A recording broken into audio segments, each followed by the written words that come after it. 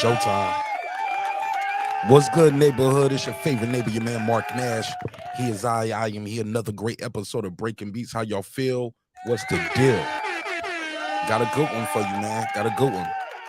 Continuation from yesterday. We didn't get to, untap this bag all the way. But some news has happened. We got some movement out there. It appears Terence Crawford is responding to the critics on Twitter. He said, I heard what you said about me. We're going to talk about it on this episode. Should be a good one. But without further ado, let's run this intro. I'm already late, so let's just get this thing popping. All right? Let's do it. This is my passion. This is what I love to do. But some days, sometimes, I'm just like you, man. I hate this job. Damn, I hate this job. Damn, I hate this job. Damn, I hate my job. Damn, I hate this job. I'm just like you. Damn, I hate this job. Man, I hate this job. Man, I hate my job. From a good dream I awake, sun rays on my face, planning out my day, hoping this ain't the one that I catch a case. I feel so good, I feel so straight. My manager keep calling me saying, hurry up, you late. Hurry up, you lay off. Y'all, man, I hate this job. Man, I hate this job. Been trying to play it cool, but it's hard to play it off. I've been hanging on to this bullshit, cause my car still ain't paid off. I know I'm on my way up. My boy just got laid off, so y'all, man, I hate this job. Man, I hate this job. These hoes here so ratchet. These niggas here so sneaky. Y'all don't even really pay enough for y'all to only pay bi-weekly. I'm trying to double up my cash. Take this job, shove it up your area. Yo, man, I hate this job. Sometimes I wanna say, walk in and slap my boss. This shit is getting hard. Damn, I hate this job. Gotta make it out of this struggle, bruh. And I don't really mean to take it out on you. You just a customer, but damn, I hate this job. Damn, I hate my job. Damn, I hate this job. Damn, I hate my job. Damn, I hate this job. Damn, I hate this job. Damn, I hate my job. Damn, I hate this job. We're the reason why your stockholders always stay afloat. Yet I'm asking, are they hiring? Like everywhere I go, schedule will say 9, but I think it's fine if I clock in at 9:04. I work 40 hours a week plus overtime just to be bro. So y'all, man, I hate this job. Hate that I applied. So much has transpired since the day that I was high. Told me I could advance, but you were telling me lies. Gotta give your notice before I quit, but you don't say shit right before I'm fired. Damn, man, I hate this job. Sometimes I wanna say, walk in and slap my boss. This shit is getting hard. Damn, I hate this job. Gotta make it out of this struggle, bruh. And I don't really mean to take it out on you. You just a customer, but damn, I hate this job. Damn, I hate my job. Damn, I hate this job. Damn, I hate my job. Damn, I hate this job. Damn, I hate this job. Damn, I hate my job. Damn, I hate this job. You and your procedures. You and your protocol. You and your policies. None of that shit don't apply to me. You and your quotas. You and your standards. You and your 2 sick days a year. Y'all niggas bananas. Wonder why the postman's posted with hammers. Going postal with Popo on camera. His wage got him enraged. Stressed out, it's hard to maintain. He flips the middle, grabs his. He said, if you don't get the picture, I quit. You ain't shit, mother. Man, I hate this job. Sometimes I wanna say, walk in and slap my boss. This shit is getting hard. Damn, I hate this job. Gotta make it out of this struggle, bruh. And I don't really mean to take it out on you. You just a customer, but damn, I hate this job. Damn, I hate my job. Damn, I hate this job. Damn, I hate my job. Damn, I hate this job. Damn, I hate this job. Damn, I hate my job. Damn, I hate this job. Look, man, I hate this job. I put my pants on one leg at a time, just like you. I'm out here trying to take care of my family. Damn, I hate this job. It's not always glamorous, for real, but I do what I gotta do for me and mine, you know? Damn, I hate this job. Damn, I hate my job. Damn, I hate this job. Damn, I hate my job. Damn, I hate this job. Damn, I hate this job. Damn, I hate my job. Damn, I hate this job. Damn, I hate this job. Damn, I hate this job. Damn, I hate my job. Damn, I hate this job. I'm just like you, nigga. Damn, I hate this job. Man, I hate this job. Man, I hate my job.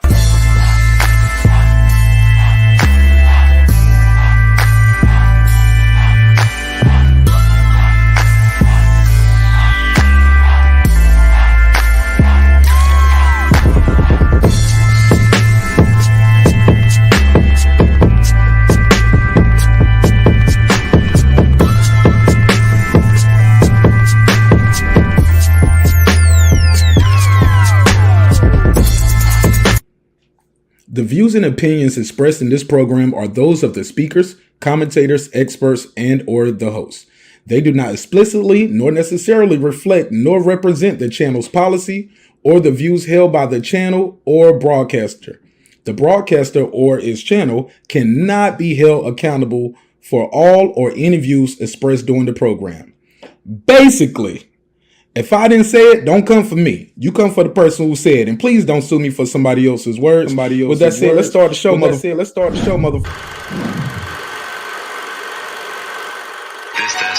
sound. This that squad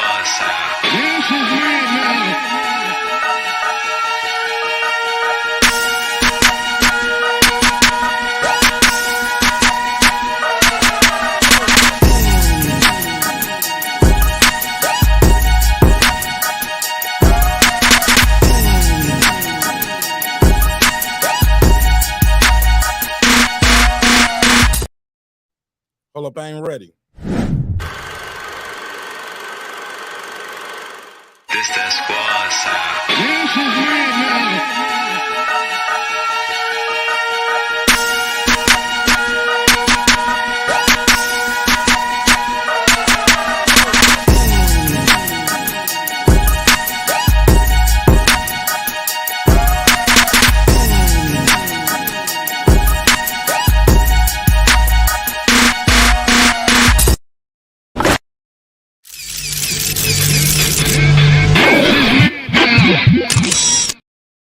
What up? What up? What up?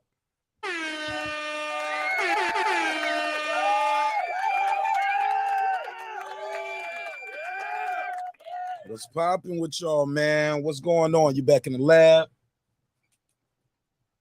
with your favorite neighbor, your man Mark Nash. I'm not ready yet, man. Y'all in here bullshitting. Smash those likes on the way into the room. Stop playing with me, man. Let's do that. Let's do that. Let's get this thing popping. Where we at with it? Okay, y'all bear with me, man. I'm blasting the link out trying to get this room populated. I'll be right back. And I need to grab my glasses. It ain't gonna take 5 minutes, but we got to get these likes up early. Let's go. This is my passion. This is what I love to do. But some days, sometimes, I'm just like you, man. I hate this job. Damn, I hate this job. Damn, I hate this job. Damn, I hate my job. Damn, I hate this job. I'm just like you. Damn, I hate this job. Man, I hate this job. Man, I hate my job. From a good dream I wake, sun rays on my face, planning out my day, hoping this ain't the one that I catch a case. I feel so good, I feel so straight. My manager keep calling me saying, hurry up, you late.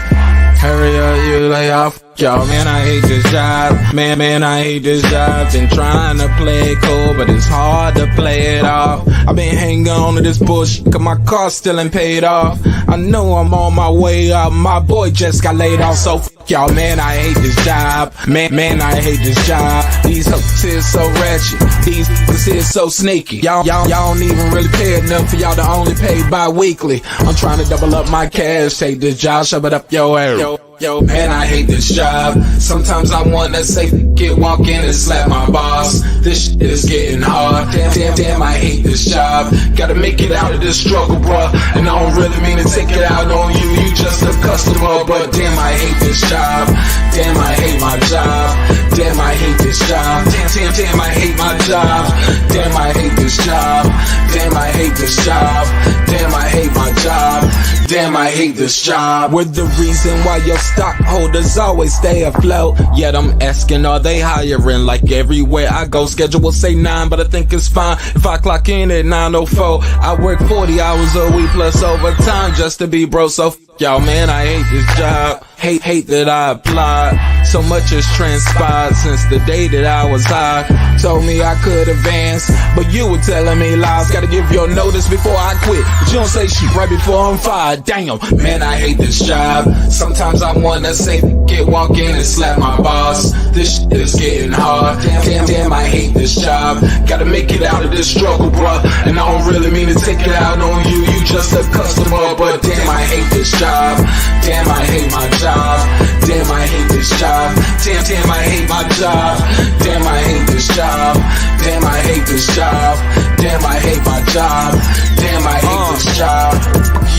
procedures.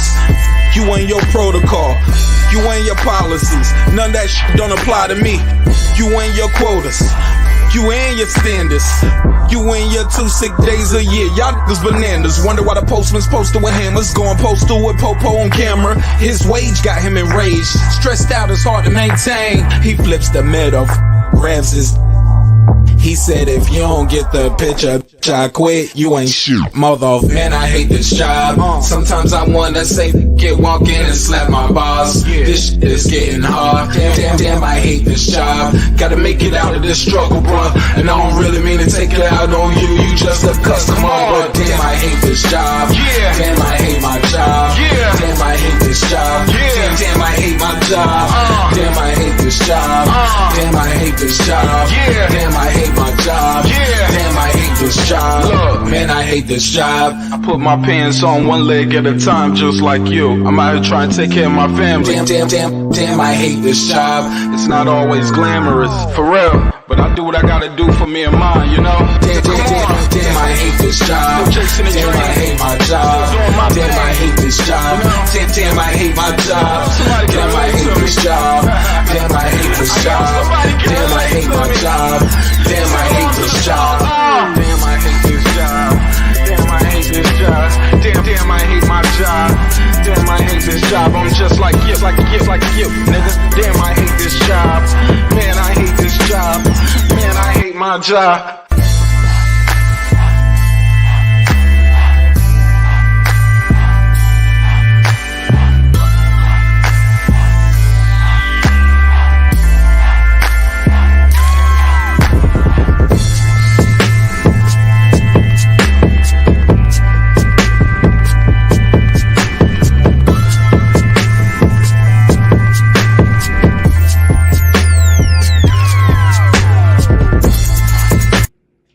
The views and opinions expressed in this program are those of the speakers, commentators, experts, and or the hosts.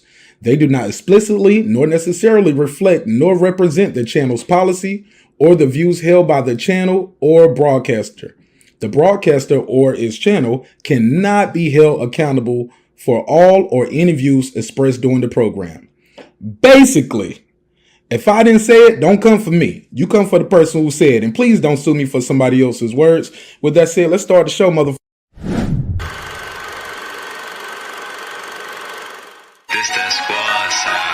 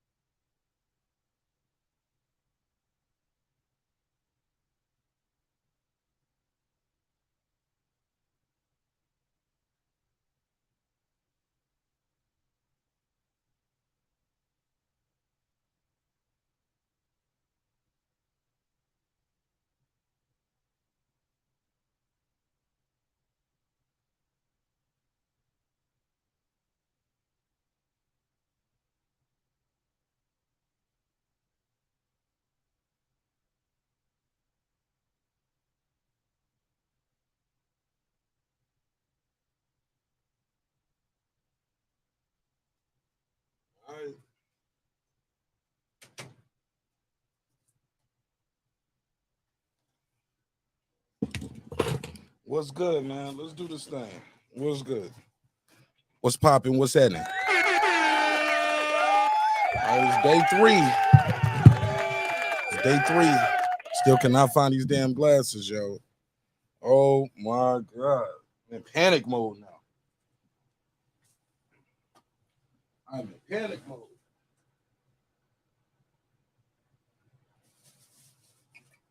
Oh well. It's gonna be another struggle show in here.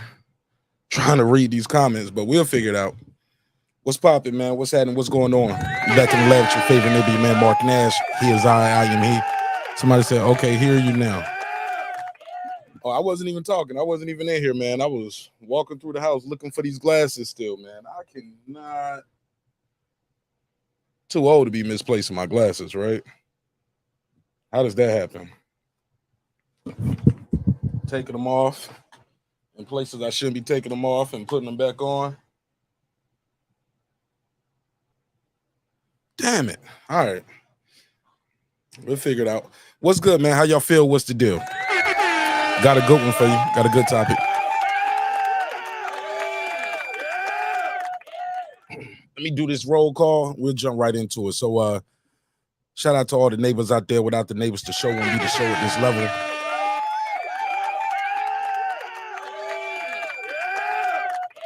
We're moving right along. Well on our way to 17K. So let's take it from the top. What do you mean by that? Your back is broken. What, a vertebrae or what portion? Spinal.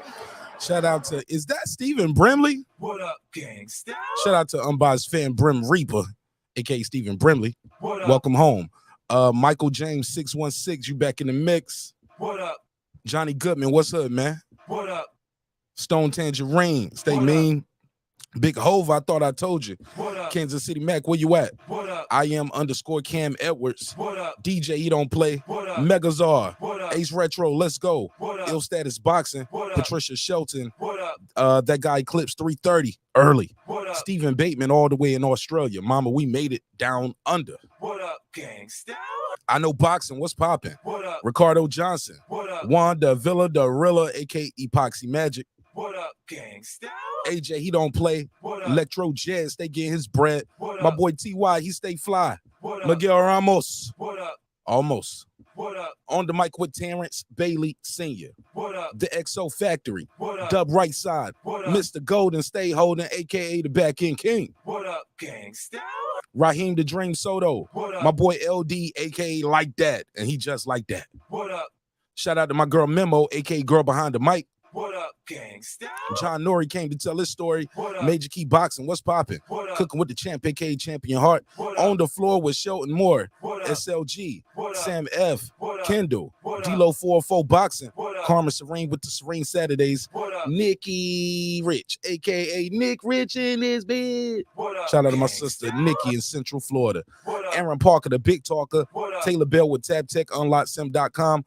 Unlock your next device today. What up, gangsta? Transcendent Sports Channel, my Filipino brother from another. What up? Fistiana Fights, she just might. What up? Jacob Sims, that's him. What up? Heplo, let's go. What up? DJ MFB, What up? Miss Queen, sun kissed, and yes, she was kissed by the sun. What up, gangsta? Beyond the Ring with Nonito and Rachel Donaire, that's 9-time champion Nonito on his way to the Hall of Fame, and we're gonna walk with him every step of the way. What up? What up, gangsta?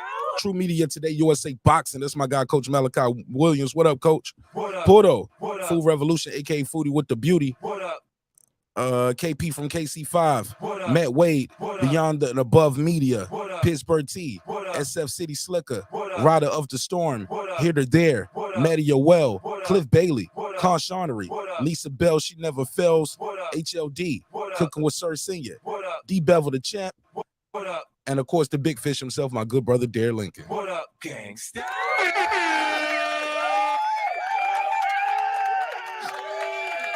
All right, let's get right into it. Let's get this thing crack-a-lacking. All right, let's take it from the top. Where we at with it? Topic of the night, first topic of the night. Gotta respond to it. Y'all saw what was going on Twitter. Terence Bud Crawford back in the news. Back in the news. Terence Crawford went to Twitter. Let me turn it down. Had some things to say to his critics on Twitter. Had some things to say. He went off. And make sure I can share the screen so y'all can know what I mean when I say these things. Well, it's now X. I don't know. What do they call? Anybody know why they changed the name of Twitter to X? Anybody know? Anybody? If anybody can tell me, I really appreciate it. Why did they change the name? So now we don't send tweets. We sending out X. Reminds me of the early 2000s. Remind me of the early 2000s. Sending out X. But all right, let's go over here to Terence Crawford Twitter, man. Terence Crawford responded to some of his critics. Sounds like mainly he was responding to Canelo Alvarez. And it starts off with, let me share the screen. Where's the tweet? Where's the tweet? Where's the tweet? There you go. My man said, here we go with the I haven't fought nobody but Spence talk. Y'all so delusional. It's crazy. Now, you don't get to Terence Crawford level, man, with just only having one fight. This is the same thing they were saying before the Errol Spence fight. You ain't fought nobody. You ain't fought nobody. You fought Errol Spence, and now they say, well, he ain't fought nobody but Errol Spence. Come on, bro.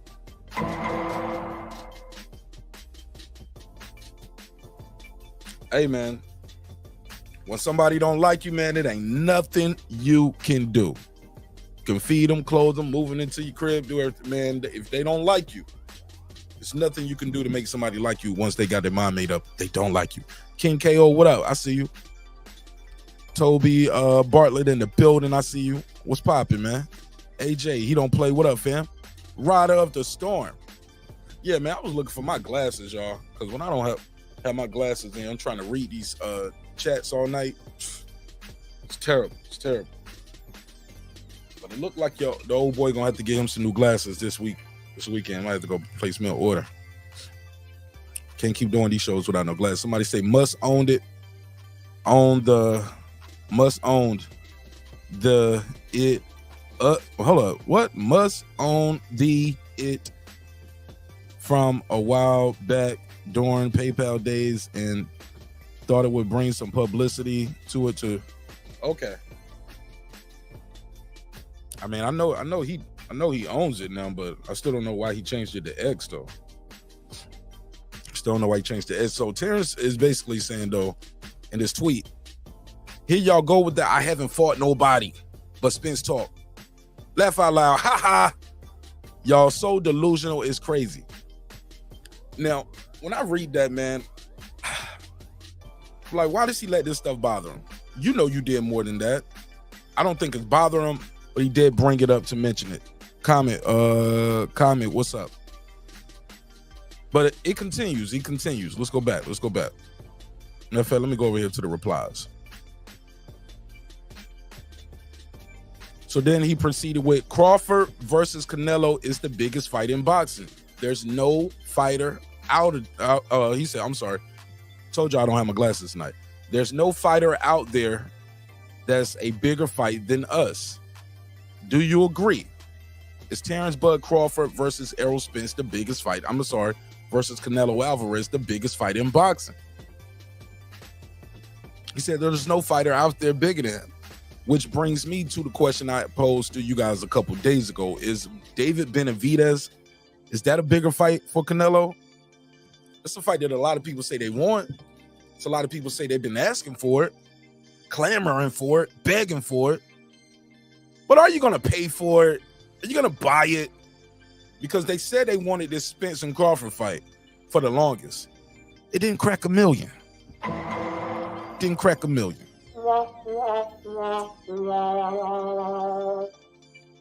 But everybody saw it. Oh, everybody saw the fight now. Everybody saw it. Everybody got an opinion on it. Didn't crack the 1M mark. Lisa Bell, she said, it doesn't have a storyline. Canelo versus Bud. What doesn't have the storyline? I'm sorry. Oh, Canelo versus Bud doesn't have a storyline? Is that what you're saying? It seems they building it right now. I would think that David Benavidez fight and Canelo would be the big fight that everybody wanted. But Canelo could have did that when he came over to PBC. That could have been his debut, right?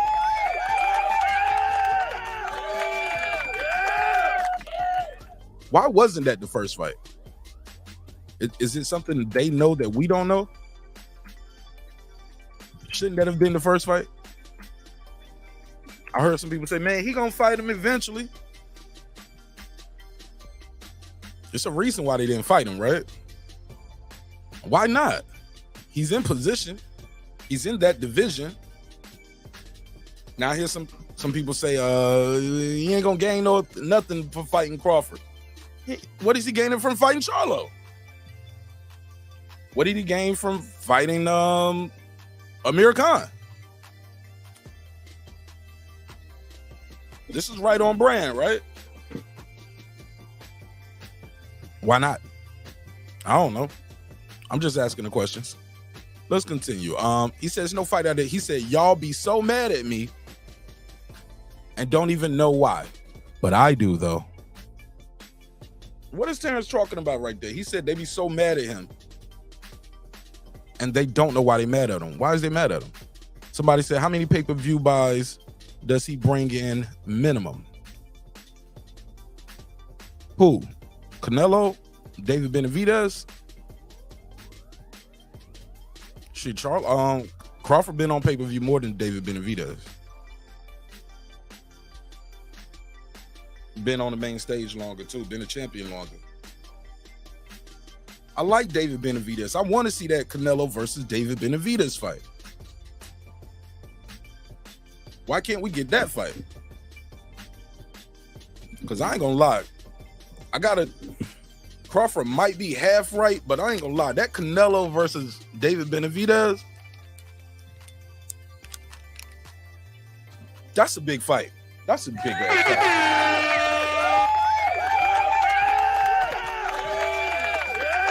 Your man Martin Nash might have to go to Vegas for that one. I might have to go back to Vegas for that one. Canelo versus Benavidez. It's a big fight, but according to Terence Bud Crawford, bro said nah. So we'll talk about it tonight. Make sure I get that link out there. I'm gonna open the phone lines up. We talked about this a couple days ago, and some people agree with Terence Crawford. It was like, nah, that is the biggest fight. I was like, y'all wasn't saying that before. He was like, well, he won't talk about going to 68 before. And then he talking about going to 68. Shit. That's the one.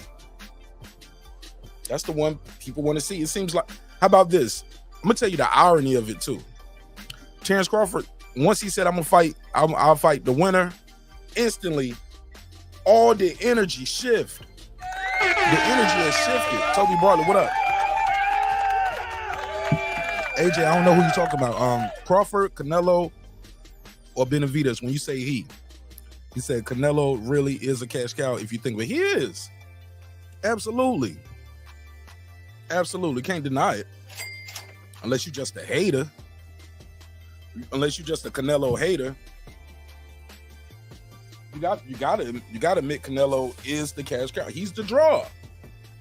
But also, and the crazy thing is for Crawford to be such a quote unquote unpopular fighter by some people's standards, the energy shifted immediately.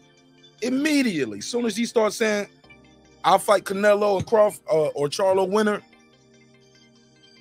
every interview Canelo does now, they talk to him about fighting Crawford. Not Benavidez, Terence Crawford. Why is that? What happened to all that support for David Benavidez? Oh, man. Did y'all lie to me again? Did you lie? He lied. Y'all niggas worship him.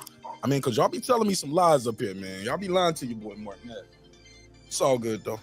We'll take care of it. Toby said, more people know about Bud now than David Benavidez. David is only known by the hardcore boxing fans. Casuals know Bud now. What the hell is going on? But why is that? It's not like, is it because that event was so major? It's been popularized. He's been on the news since the win. Because I'm of the belief since the win, more people are watching the fight. More people went back and watched the fight probably after the fight than the people watched it in the initial process, right?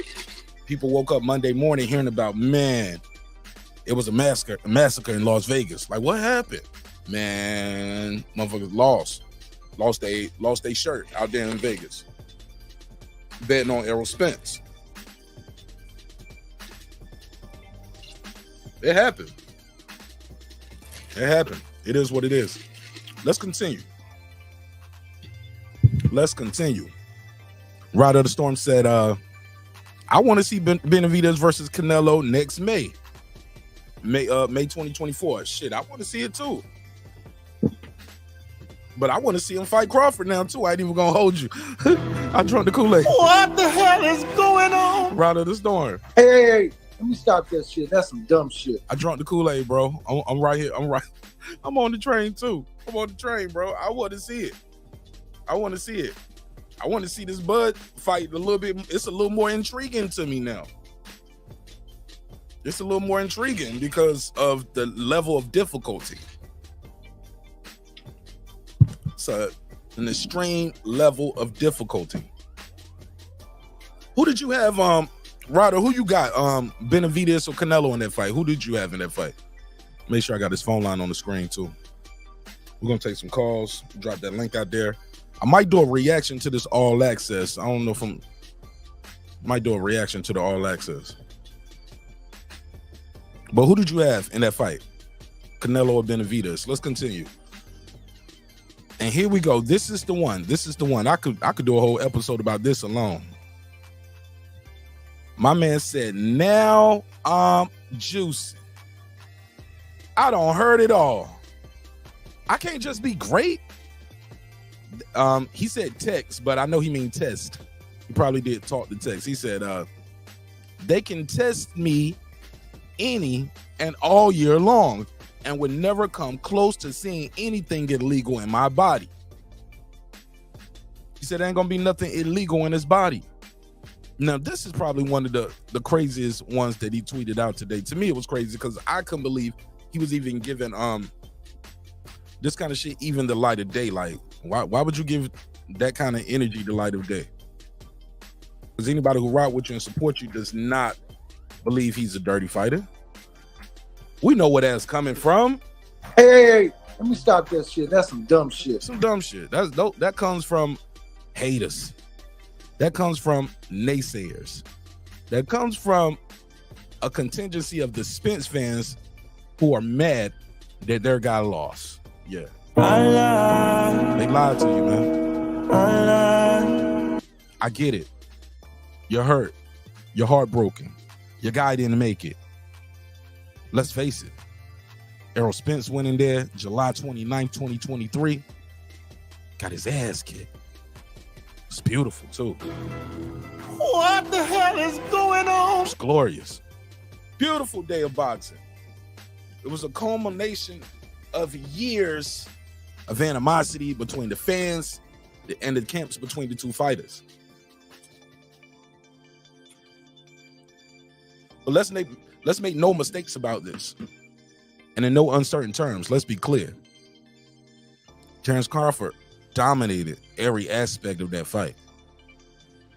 He won the coin toss, the ring walk, the fight itself, had better coaching, better inside fighter, better outside fighter. He was quicker, he was smarter, he was faster. He was the better counterpuncher. He led the action better. He did whatever he wanted to do with Errol Spence Jr. That happened. What the hell is going on? And we ain't got to put no case on it. You saw it. So I said all that to say this. Since then, we got a lot of excuses. I mean, it was a long list of excuses from the fans. But the part that sticks out the most is this last one. None of those other things stuck. First, it was EJ was on drugs. Remember that? It was like he was drugged up. He was on that shit, man. He was drugged up. Somebody doped his water. He was high. It was the Mike Tyson treats. It was a whole bunch of stuff. And when that didn't stick, they couldn't stick the landing on that. We go to Terence Crawford is on drugs. Nigga, never heard of it. It never heard of it. It never heard of it. But I guess when the excuses get low, Thirsty in this show. Boy, they thirsty. Somebody get them some water, bro. Thirsty. But that's crazy, though, that people are running with this narrative. It appears the champ has heard. And he went on to say, he said, I love it. Y'all my motivation. He said, keep motivating each other. Hold on. He said, I love it. Y'all my motivation. Keep motivating each of y'all as part of my success story. But this juicing thing, my man said he don't hurt it all. I'm gonna be honest. I never heard anybody say Terence Crawford was a dirty fighter. Ever. It never heard of it. I only heard it now. Somebody said Canelo dictate the opponent. Pressure got to come down on him. What you mean, AJ? When you the cash cow, ain't that what he get to do? Because when you the cash cow, everybody want to fight you because you got the bag. Fighting you will bring the money. That's what they want to do. Make sure I got that number on the screen. So if you want to call in and voice your opinion, I'm going to pin the link at the top so I don't have to keep dropping the link all night. Make sure I got the phone lines open. 404-692-1766. 404-692-1766 is the number that you can call. The boxing scholar in the building, he said, it's Terence Crawford own fault. Stop working with Snack. He was with Snack before the fight, though. Nobody accuses the other people of being cheaters. They've been on Snack. What changed? He was on Snack before the fight. Nobody was calling him a dirty fighter before. What happened other than Errol Spence got his ass kicked, boxing scholar? Tell me what changed between the 28th and the 30th. Only thing that happened between those days right there, the 28th of July and the 30th, was he beat the hell out of Errol Spence Jr. That's what happened. Scholar, please don't tell me you on that train. Tell me you on that bandwagon too. You think Terence Crawford is cheating? You think he juicing, bro? Boxer Scholar, please tell me that fell out your pocket. Tell me that shit fell out your pocket, man. Scholar, please tell me that shit fell out your pocket, man.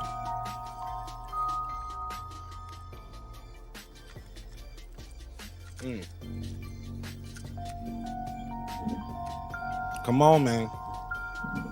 Well, since we're talking about corruption, let me ask you this. Here's a question when it comes to corruption, right?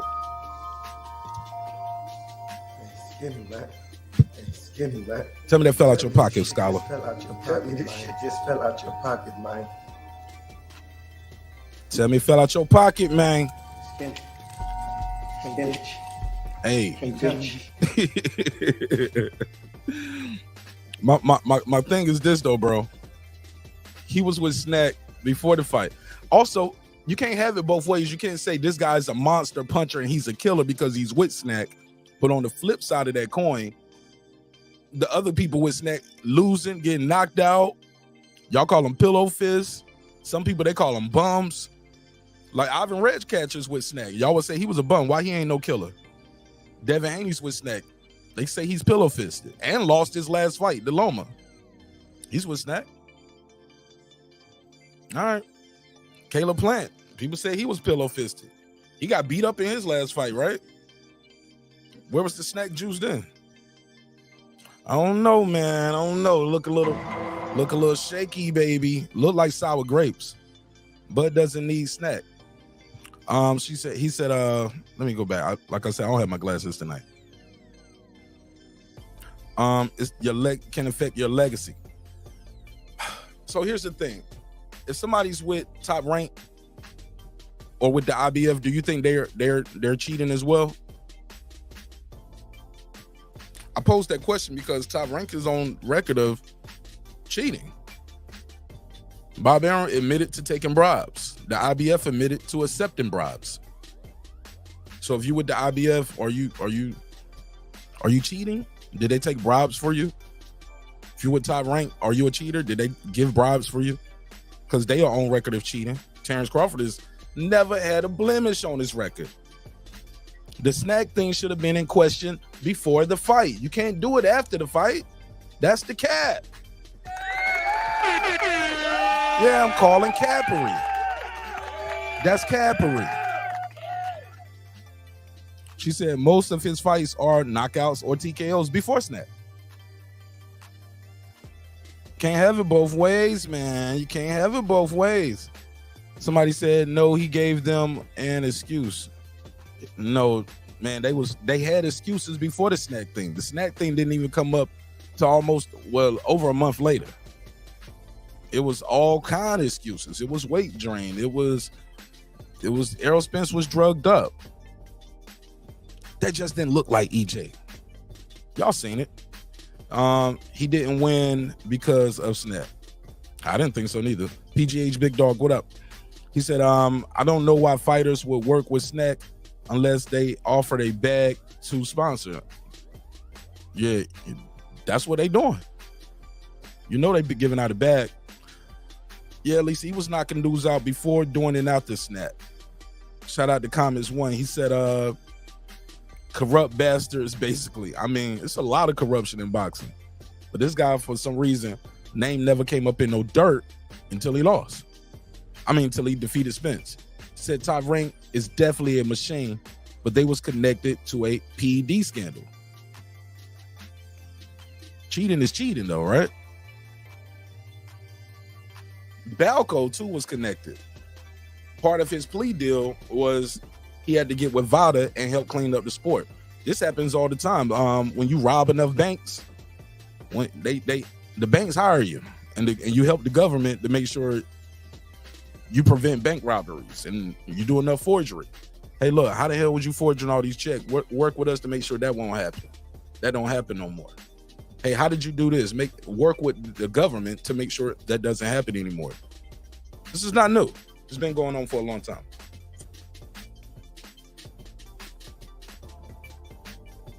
Since his conviction, has he done anything dirty? Has he been caught doing anything dirty? Are his fighters popping dirty?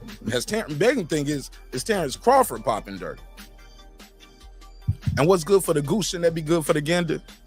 All the fighters at Snack. Only Terence Crawford is coming under scrutiny, and he's coming under scrutiny now. Wasn't before the fight. It wasn't, man, I don't know if Crawford gonna win because Spence gonna win because you know Crawford was Snack. Crawford probably gonna cheat. Nobody said that. Why he just can't be good? Why he can't just be better than Errol Spence? Because it's no coincidence.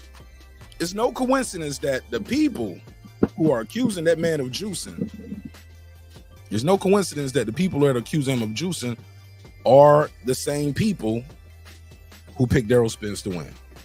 They lied, man. He lied.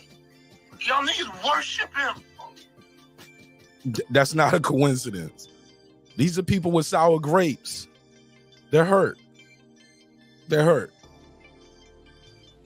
And it's okay to be hurt, but let's not tarnish somebody else's reputation and name and legacy because you got your boxing pick wrong.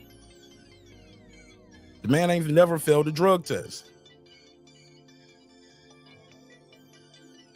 Don't even smoke a cigarette. Don't have a sip of beer. But now he is putting illegal substances in his body. And this just came to your mind now, after the fight. When everything else don't work, you're like, you know what I think it is? I think he was on that shit. Come on, bro. Motherfuckers losing their integrity by the day, man. By the day.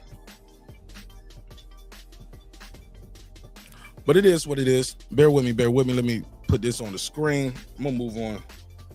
Definitely got to move to the next one. Shout out to my guy Connie Nickman. Let me see. Share this on the screen. So to bring it back full circle with the topic of the docket, is he too small for Canelo? I was talking to the boxing scholar on his show. He believes so. He said it's just going to be, the size is just going to be too much. BVO, what up? He tarnished his own legacy by working with Snack. That's cap. That legacy is strong, locked in. Definitely not tarnished, bro. I totally disagree. BVO Boxing, what up, my brother? I definitely disagree with you on that one. Definitely not. His legacy's not tarnished, bro. He's still going to the Hall of Fame. He ain't gonna be the first ballot Hall of Famer. And if he's a cheater, get him out the sport. If he's a cheater, why would you want to see a Spence rematch? That's the crazy thing. He's still with Snack. People know that. And they still want to see the Spence rematch. Say Spence gonna beat him this time. He's still gonna be on Snack though. What's gonna change? Come on, man. We gotta have something with it now. We gotta have something. BVO, what's up? BVO said, put a case on them boys. Man, that shit weird to me. Now, shout out to, it's some real ones out there that I knew they was diehard Spence fans. They definitely was riding with him.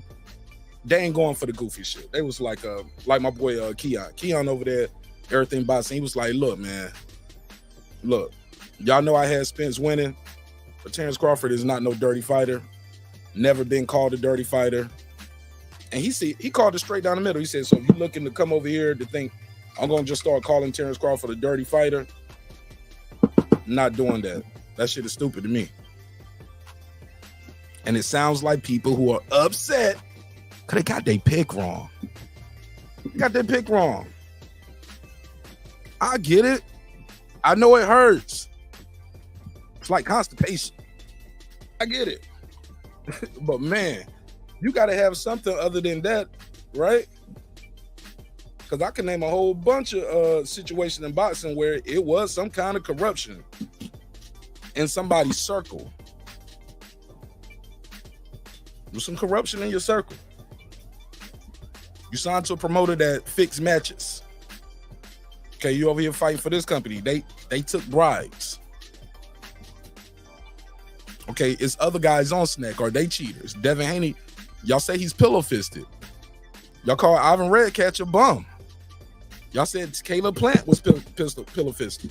Maybe the Snack skipped a couple fights for him. He was on Snack when he knocked out Anthony Durrell, but the Snack didn't work when he fought Canelo, and the Snack didn't work when he fought David Benavidez. So the Snack skipped a couple fights. Come on, bro. Get off the gas. Get off the gas.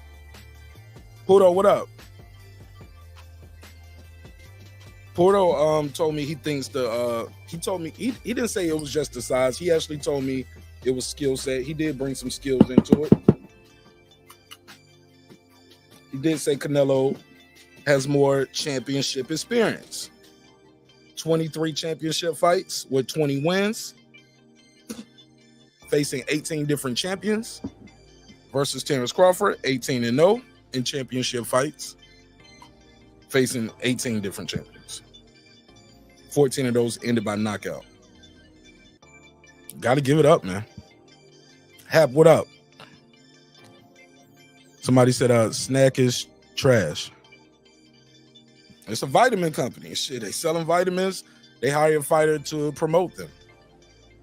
But Terence isn't the only one. And nobody was saying this before July 29th. Never heard of it. It never heard of it. What was that shit at when he beat Kell Brook? He had Sean Porter. Nobody was complaining about the snack patch on his trunks. I missed that. It never heard of it. Man, y'all boys better work harder, man. Y'all better work harder. Y'all making it too easy for old Mark. Y'all making it too easy for me, Mike. Pittsburgh T, what up, gangster? Shout out to Pittsburgh T. He had Spence winning. He was wrong. But I never heard Pittsburgh T get up here and say, you know what? You know what I think it is, Mark Nash? You know what, Mark Nash? I know what it was. It was the snack juice.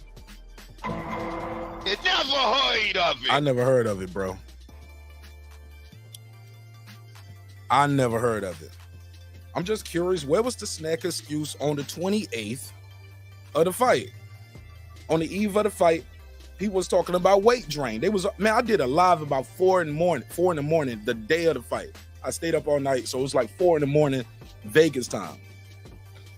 And I was still up, you know, got a little jet lag, and I was riding high off the fight, and I was just high period probably, you know, it was Vegas, you know. Probably got a contact. Not me doing nothing. It was just, you know, I probably got a contact.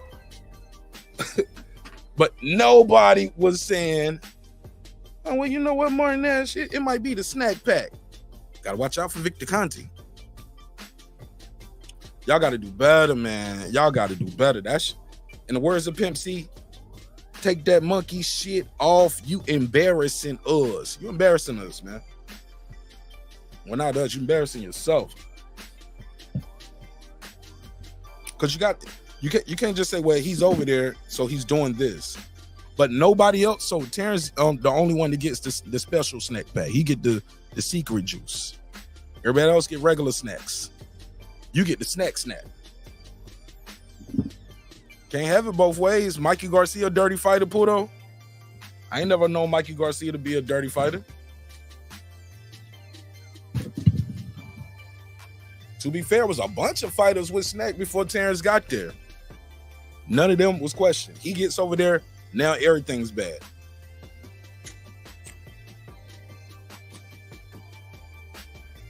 Low-key, Eddie Hearn got a lot of fighters just popping dirty out of nowhere, right?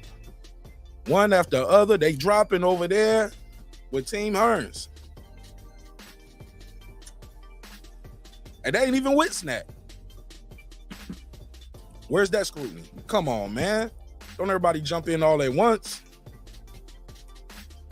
I know it's not easy. I know it hurts. Nothing hurts worse than nobody feels the pain worse than Errol Spence Jr. And that's the crazy thing. Mr. Errol Spence Jr. handling his loss like a man, taking his loss like a G. Boy, these fanboys out here crying in their boots. He said, now snack always been bad. Nah, snack always been bad. Where was the outcry? Where was the video? Where was the content? I didn't see none of those. I've been around, bro. I ain't seen none of that. I ain't seen none of that. BVO Boston said they cost Bud's hand. Oh, they cast Bud's hand already. Right, his legacy solidified, BVO Boston. They're going to go back and cast the other hand, too, because he be knocking dudes out with the other hand. He knocked Spence out with the left. They need to cast that one, too. Go there and cast that left hand. Heplo said, pull up, Hep. He said, if Snap is so good, why Caleb Plant gassing out? Devin Haney pillow fisted. Ivan Redcatch getting stopped. Mikey Garcia lost to Sandor Martin. I can keep going. I can pull up the snack roster. And if Bud is under scrutiny, put everybody under scrutiny. Why are they picking and choosing? Why is it the same people that ride hard for Boots, Devin? They love them. Those dudes got snack on their trunks too. Got pictures with Victor Conte, posing with the supplements. You can't have it one way, bro. You can't say, well, this guy got the snack juice and he cheating. Everybody else, they got snack and they all right though. Cause they your friends. Cause they come on your show, pause, and do interviews with you. They from your city, you know, their dad. What's the difference? Can't have it both ways, baby. I know it's hard to stand in front of this shit sometimes. The truth, cause the truth doesn't care about your feelings. The truth don't care about what city you from.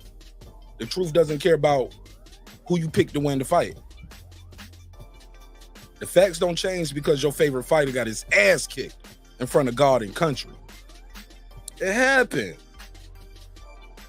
And if that's the case and he's such a cheater, why would you want to see him do a rematch? You should want him kicked out the sport. You should never want to see him fight again, right? He should be banned. Kick him out of here, right? If you're a cheater, treat him like everybody else. But if his record is clean, come on, man. We can't put that jacket on somebody with a clean record, yo. We can't. We got to do better. Shout out to the first super chat of the night. My boy Juan De Villa the Rilla. Epoxy Magic. Epoxy Magic. What's up? He said, no matter what, Canelo or Bud will not get credit. Bud, future 3-time undisputed. He said no matter what, Canelo or Bud will not get credit. Man, Canelo gets a lot of credit, but he gets a lot of hate too. Hey, look, it'll be the battle of the most haters, Crawford or Canelo. Battle of the most hated. Let me get Juan Davila the drop, man. I got 5 on it. You gotta love it. You gotta love it, bro. But why not though? Because I ain't gonna lie. I was talking to Porto, and I said that too. I said, unfortunately, this is a big fight for Crawford. For Canelo, not to go in circles, but for the people who just got here, Canelo was like, I don't get no credit. I won't get no credit for that. They're gonna say he's too small. You brought up one guy from 54, you bring another guy from 47. Well, if this rematch is at 54, you won't be bringing a guy from 47, you'll bring a guy from 54, which is kind of what you're doing now. When has not getting credit stopped Saul Canelo Alvarez from doing what the he wanted to do anyway? That Amir Khan fight, he brought him up. Did he benefit from knocking out James Kirkland? Got a highlight reel knockout. They don't get credit for that. A lot of people don't, man, nobody gives him. But also, at this point, Canelo Alvarez legacy is solidified. He going to the Hall of Fame regardless. First ballot. Y'all don't think Canelo going up there to New York, walking into that Hall of Fame first ballot? Are you crazy? Does he need quote unquote credit? Canelo don't need no credit from none of these dudes. He going to the Hall of Fame, and you ain't gotta like it. You can say, well, he cheated. Hey, look, Clinello. That's what they call him, right? Because he had that clenbuterol. He's still going to the Hall of Fame. Y'all still want to see him fight people, and he actually failed the test. Now, Porto would tell me, if I'm not mistaken, he said that test wasn't. What do you say that test?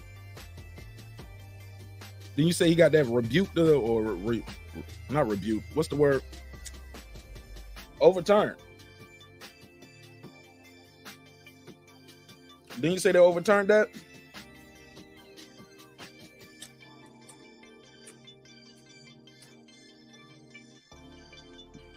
Y'all know I had to spark that thing up. Pittsburgh T said Victor Conti. Oh, let me go back some. I missed something. And the link is pinned in the top too. If anybody looking for the link but don't want to ask, like, drop the link. It's pinned at the top. He said, Puto said, don't forget Shakur, Mark. Shakur's with Snack too? He said, if Snack is so good, why is Caleb Plant gassing out? They can't answer that. Why David Haney ain't no knockout artist? Can't answer that. Shit, why Mikey Garcia lose to Sando Martin? Why is Ivan Redskatch losing? There's no magic pill that's gonna make you go in there and look. I could take those same snack supplements right now at GNC. I'm not about to walk in there and beat Deontay Wilder. I'm sorry, don't bet your money on me. Don't bet your money. With Mark Nash on that snack, maybe he can beat Deontay Wilder. Hey, let me stop that shit. That's some dumb shit. That's some dumb shit, bro. It ain't gonna happen. Victor Conte and Snack should not be in boxing. Fair enough, but they are. Though. You got guys that actually failed drug tests though, Pittsburgh T, and they still boxing. Right? You got guys who paid off judges still in boxing. You got sanctioning bodies that took bribes still in boxing. Where was the outcry then? He said Victor Conte got a PED loaded Olympic team, yo. Beat Olympic testing. That's a separate issue from the fighter. And that was a while ago. And they got the test now to check that stuff. I saw the documentary. They know how to detect that clear that they was using, like going from the clear to the cream. Yeah. Somebody said, y'all missing the forest from the trees. Ever snack fighter is one dominant performance away from being accused of cheating. Huh? You losing me with that one. I'm missing the forest from the trees for real now. Every snack. But even when you're not with snack and you have a dominant performance, people can say you cheated. Okay, when Canelo's dominant, he was on clenbuterol in the past, right?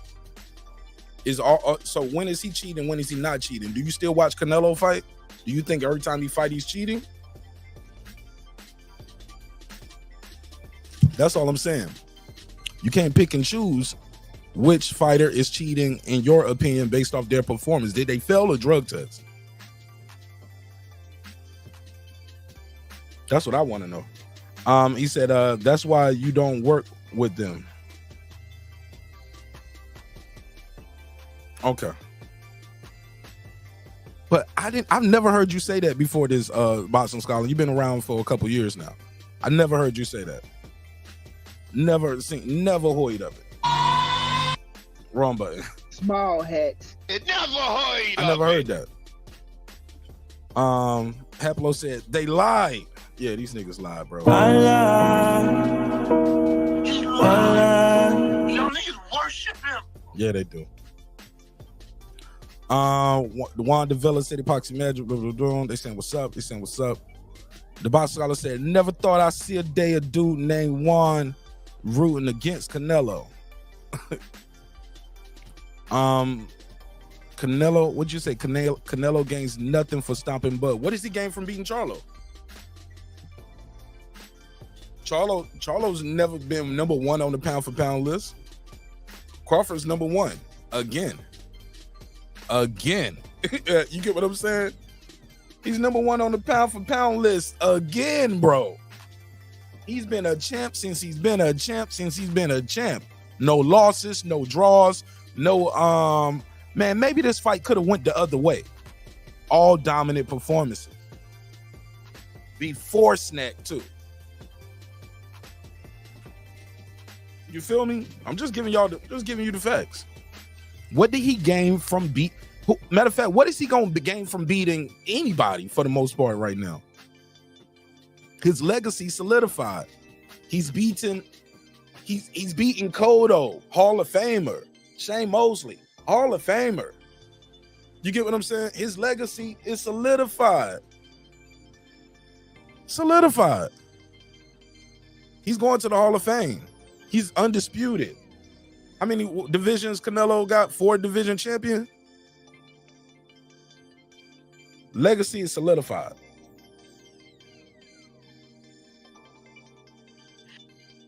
He lied.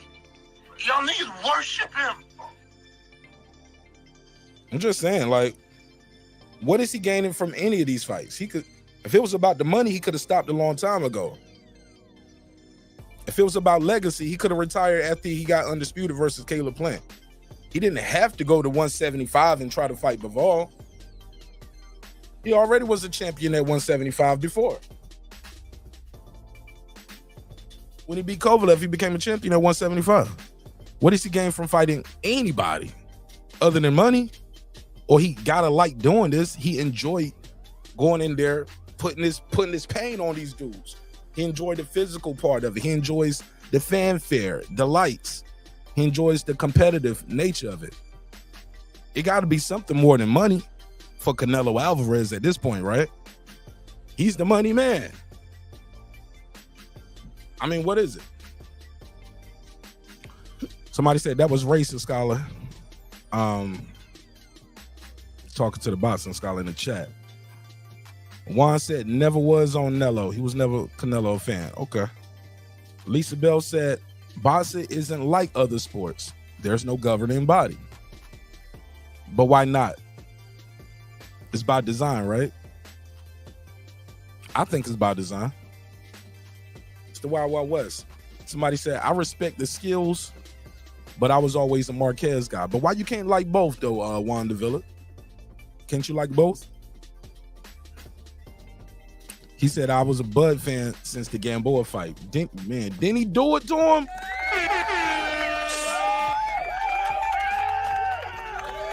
Gamboa came in the ring with 50 Cent and all of that shit, all the fanfare. He was that guy. People forget Gamboa was that guy. I don't think I've seen him with 50 Cent since then. Y'all see what I did? 50 cents since then. Come on, man. Double entendre. Don't ask me how. Don't ask me how. Phone number on the screen too if you want to call in and join the conversation. Tell me what you think about this topic. Is Crawford too small for Canelo or Charlo? Because I got some people saying he could probably beat Charlo. Can't beat Canelo. Where do we know where somebody's ceiling at? Because we seen guys like Manny Pacquiao do it before, right? It wasn't like, oh, y'all fanboys, man. Pacquiao can't beat nobody at 47, 54. Wow. Went in there and took it. Hey, look, old Manny Pacquiao went in there and beat Keith Thurman. You can't make that up. It happened. A career welterweight. What did Manny Pacquiao start off at? 108, 118, some shit like that? We don't know what these guys are capable of and what they do. Manny Pacquiao's another one. Never failed. Look, how about that, Scholar? Manny Pacquiao has never popped dirty. He's never been on snack, but they accused him of being a cheater. Peep the irony of that. So even without snack, no Victor Conte, never failed a drug test, people still call Manny Pacquiao a cheater. How? Can anybody explain that one? Anybody? Anybody? Anybody? All right. Just saying, it happened. Let me do the super chat. Juan De Villa, he said, Mikey Garcia is a snack athlete, has a body of tacos and beer. Yo. I got 5 on it. And he do though.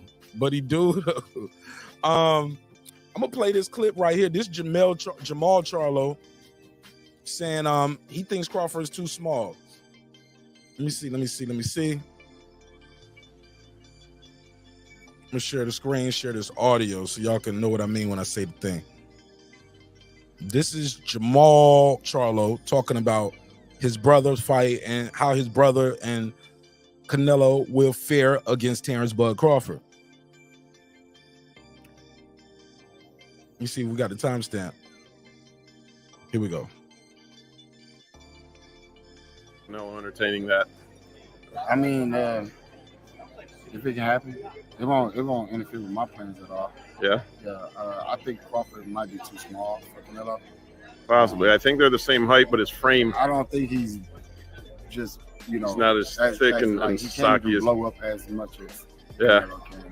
And people forget that he started as a lightweight. Yeah. So Canelo might have been a lightweight when he was 14 or something when he turned pro, but I mean, it's entertaining to hope or yeah. You know.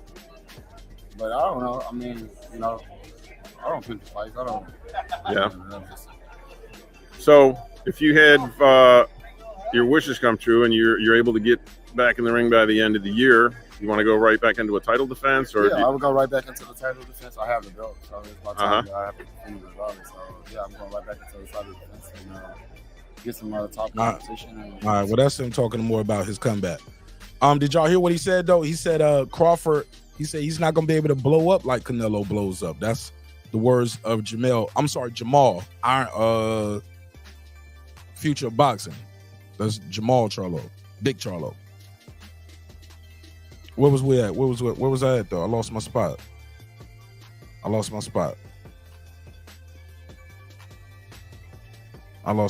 me go back. Somebody said ain't no link pinned. Oh, my bad. I thought I pinned the link. I got you right here. Buddy. Boom. So let me go over here and make sure I can pin the link now. I could have sworn I pinned the link. My bad, Hap. I got you.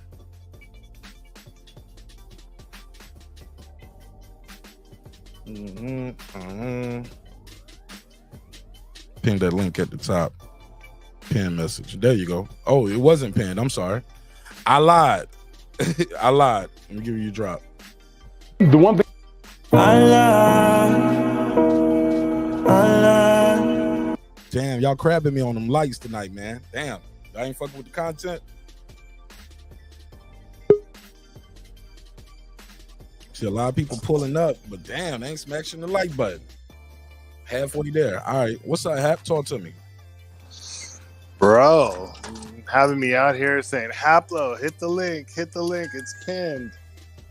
Sorry, bro. Even players drop the ball sometimes. Talk to me.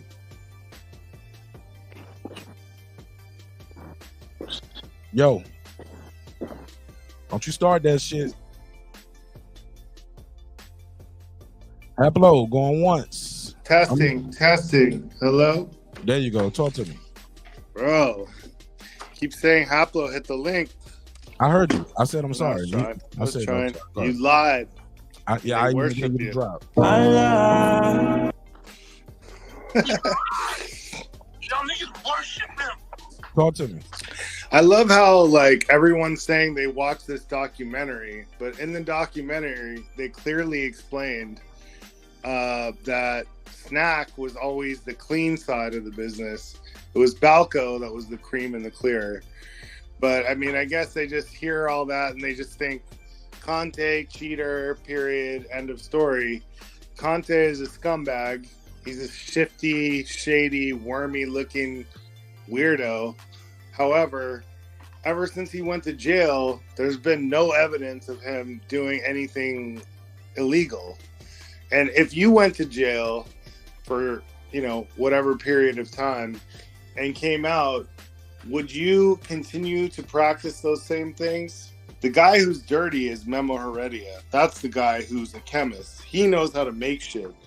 Conte, clearly in the documentary, they showed that he was given the clear by some chemist and he used it after a while. He had Snack for a long time before that. Then some guy he knew hipped him to the clear, and then he used weightlifting. That's when he learned about it in weightlifting. Yeah. And then he had the clear. That's when they started Balco, which was the dirty side of the business. So, Snack. What's the Bay Area Laboratory? Something like that, right? Cooperative. Yeah. Yeah. Snack was not the dirty part. And, there's so many guys that are doing Snack. And it's only, when someone fights your favorite fighter that all of a sudden now Snack is a bad thing. But, you hear it all the time, bro. There were people saying before the fight, oh, Crawford's on Snack now, as if he just started it for this fight. But he was doing it. He was doing Snack before the Spence fight. Hey, look. So look, where were they then? That's what I want to know. That's what I said in my opening statement, Haplo. I said, where was these accusations for the years and the months leading up to this fight? Well, Spence better be careful because Crawford drinking that snack juice. He's on the snack juice. He's going to beat him because he's on the snack. He lied. He lied. Y'all niggas worship him. Yeah, man. Shout out to Carmen Rain for that drop, too. For sending that one in. That's my favorite. That's my favorite one. She sent that drop in that quick. And we chopped up live on air. But here's my thing, though, bro. Ironically, the people who pushing this narrative, the majority of them are either from Texas or they guys who bet on Spence to win or push the narrative of Crawford was too small, ain't fought nobody. And it's like they're trying to find a reason. But on the flip side of that same coin, these same people, when you have somebody like, I'm going to just say it, let's put it out there, Alicia Baumgartner, she failed the test. Yep. She failed the test. They'd rather believe somebody came in. No, but she has the cakes, though. They'd rather believe somebody that she's a clean fighter and somebody went in there and switched her test or tainted her test. She's been persecuted because she has the cakes. But hear me out, though. Crawford, who's never tested dirty, don't drink, don't smoke, they would rather believe he's a dirty fighter without any evidence than somebody who actually failed the test. Canelo failed the test. Well, it was the beef and they raised the levels. Conor Ben, it was the eggs. Alicia Baumgartner, somebody switched her test out. They believe all of these things from these other people who. Bro, before the Plant and Benavidez fight, I labeled that fight "Who's the better juice man," and you saw who won. It was Memo Heredia. Explain who he is for the people who don't know. Memo Heredia is also known as Angel Heredia, also known as a bunch of other things, a bunch of aliases. Is a chemist from Mexico who actually injected himself with steroids on the air. I believe it was during the lead up to one of the Pacquiao-Marquez fights. They showed him injecting himself with something, and he was explaining how he can make he can make a performance enhancing drug that no test can detect based on knowing what the list is of all the banned substances and just changing a molecule or two here and there to where they can't even pick it up. He's the master of that. Conte only got the clear from some friend of his. He just lucked into it. And he's a scumbag. He don't know how to make it. He doesn't know how to make shit because he's not a chemist. But Memo Heredia does. And he's still operating in boxing. Has he ever been convicted of anything? I think he was caught for some shit, but I think he told on a bunch of people and got out of it. Typical. From what I heard. He was working with Olympic athletes and all that. Yeah. But all this Crawford's a cheater shit is a bunch of bullshit. He's not a cheater. But let me ask you this though. Let me keep it a buck though. Let me play devil's advocate. Sure. So I've been tooting the Crawford horn for what? Over an hour now. Let me play devil's advocate. I'll take the other hat. Why would associate with Victor Conte? Why because the snack stuff? Because the check. Right. Now, granted, I don't know if he paid good because he might pay good. Is they're like, hey man, just take a picture with this shirt and my vitamins, and I'll give you $1 million. Like for real? Because since he went to jail and came out, he's been the biggest advocate for clean boxing and was involved in the founding of VADA, which is the organization that's caught the most, if I'm not mistaken, boxers cheating. So, now, because of his history with Balco, it's easy to point the finger and say, oh, Victor Conte, because he's a shifty, shady, scumming looking. If you were casting a scumbag in a movie, you'd be looking for a guy who looked like Victor Conte. So it's easy to fucking, point a finger at him. However, there's no evidence. Give me some evidence of him cheating since he was in jail. And plus, he also assisted. It's almost remember Catch Me If You Can? The guy who was the biggest and best check fraud person ever, counterfeiter in the history of the world. The government hired him. The government hired him. They do it all. They've done that with bank robbers. They've done that with guys who part with the SEC. They do that. It's the same thing with Conte. Serial killers. How did you get away with this? They do that with bombers, terrorists. Right. How do you get away with this? Right. And that's the same thing that happened with Conte. He's now, but he also developed a legal way of cheating, which is hypoxic training. And Nonito Donaire was on his shit 24/7 for years. He was on 24/7 for years. So, and he was clean as a fucking whistle, bro. But Victor Conte developed hypoxic training, which mimics the use of steroids by natural processes of denying yourself of oxygen, right? It's just like going up to the top of a mountain and running and all that. What it does is it depletes you of oxygen so that your body gets used to creating more, I believe, hemoglobin on its own. And then when you come back down from the mountain, you're able to run even more and you have more endurance. So he just uses those same natural processes to get a similar result. No, it's not as good as, the juice, but at least it's kind of mimicking the same kind of results.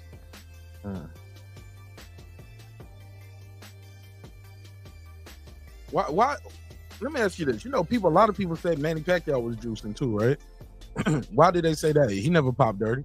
Because Floyd turned what was the guy? Alex Ariza. Remember when I believe when Pacquiao fought Floyd, Ariza was in Floyd's corner, wasn't he? Right. He had took him from Marcos Maidana. When there was a rift between Roach and Ariza, then Ariza started putting out these rumors that he was making special things for Pacquiao and all this stuff. But then why was he with Floyd? You know, like, if he's the guy who was juicing up Pacquiao, which, by the way, everyone seems to forget, Pacquiao won an anti-defamation suit for, I believe, a multi-million-dollar settlement against Floyd. It wasn't multi-million. It was 6 figures, though. I looked at it. Was it only? Oh, okay. Yeah, it was 6 figures. I thought it was like 2 or 3 million, but maybe that much. But they settled. It was 6 figures. Oh yeah, maybe the suit was for 2 or 3 million, and he might have settled for like 250, 250. Right. But no one seems to remember that. Pac has never fucking tested positive for shit, and yet he's known as, like, a lot of people to this day will still tell you like he was juicing. But he won that settlement, never got caught for anything. And Floyd is the one who walked to the ring with Ariza. So if Ariza was fucking making special shakes for Pacquiao, what was he doing in Floyd's camp? Was he mixing up the IV? I don't know. Okay, let's bring it in. Got the boxing scholar in the building. What up, fam? What's poppin'? What's up, bro? Man, I heard so much fucking capping, bro. I had to come on, bro. All right, talk to me, brother. How you come on? Okay. Do I think Bud is cheating? None of that was capping, ladies and gentlemen. Okay, well, you had your turn to talk, and I was quiet, so I want a little silence while I'm talking. Go for it. You got it. Did Bud cheat? Absolutely not. Bud, I never thought Errol Spence would beat Bud. I don't make picks based off of who I like better. I base it off of skills.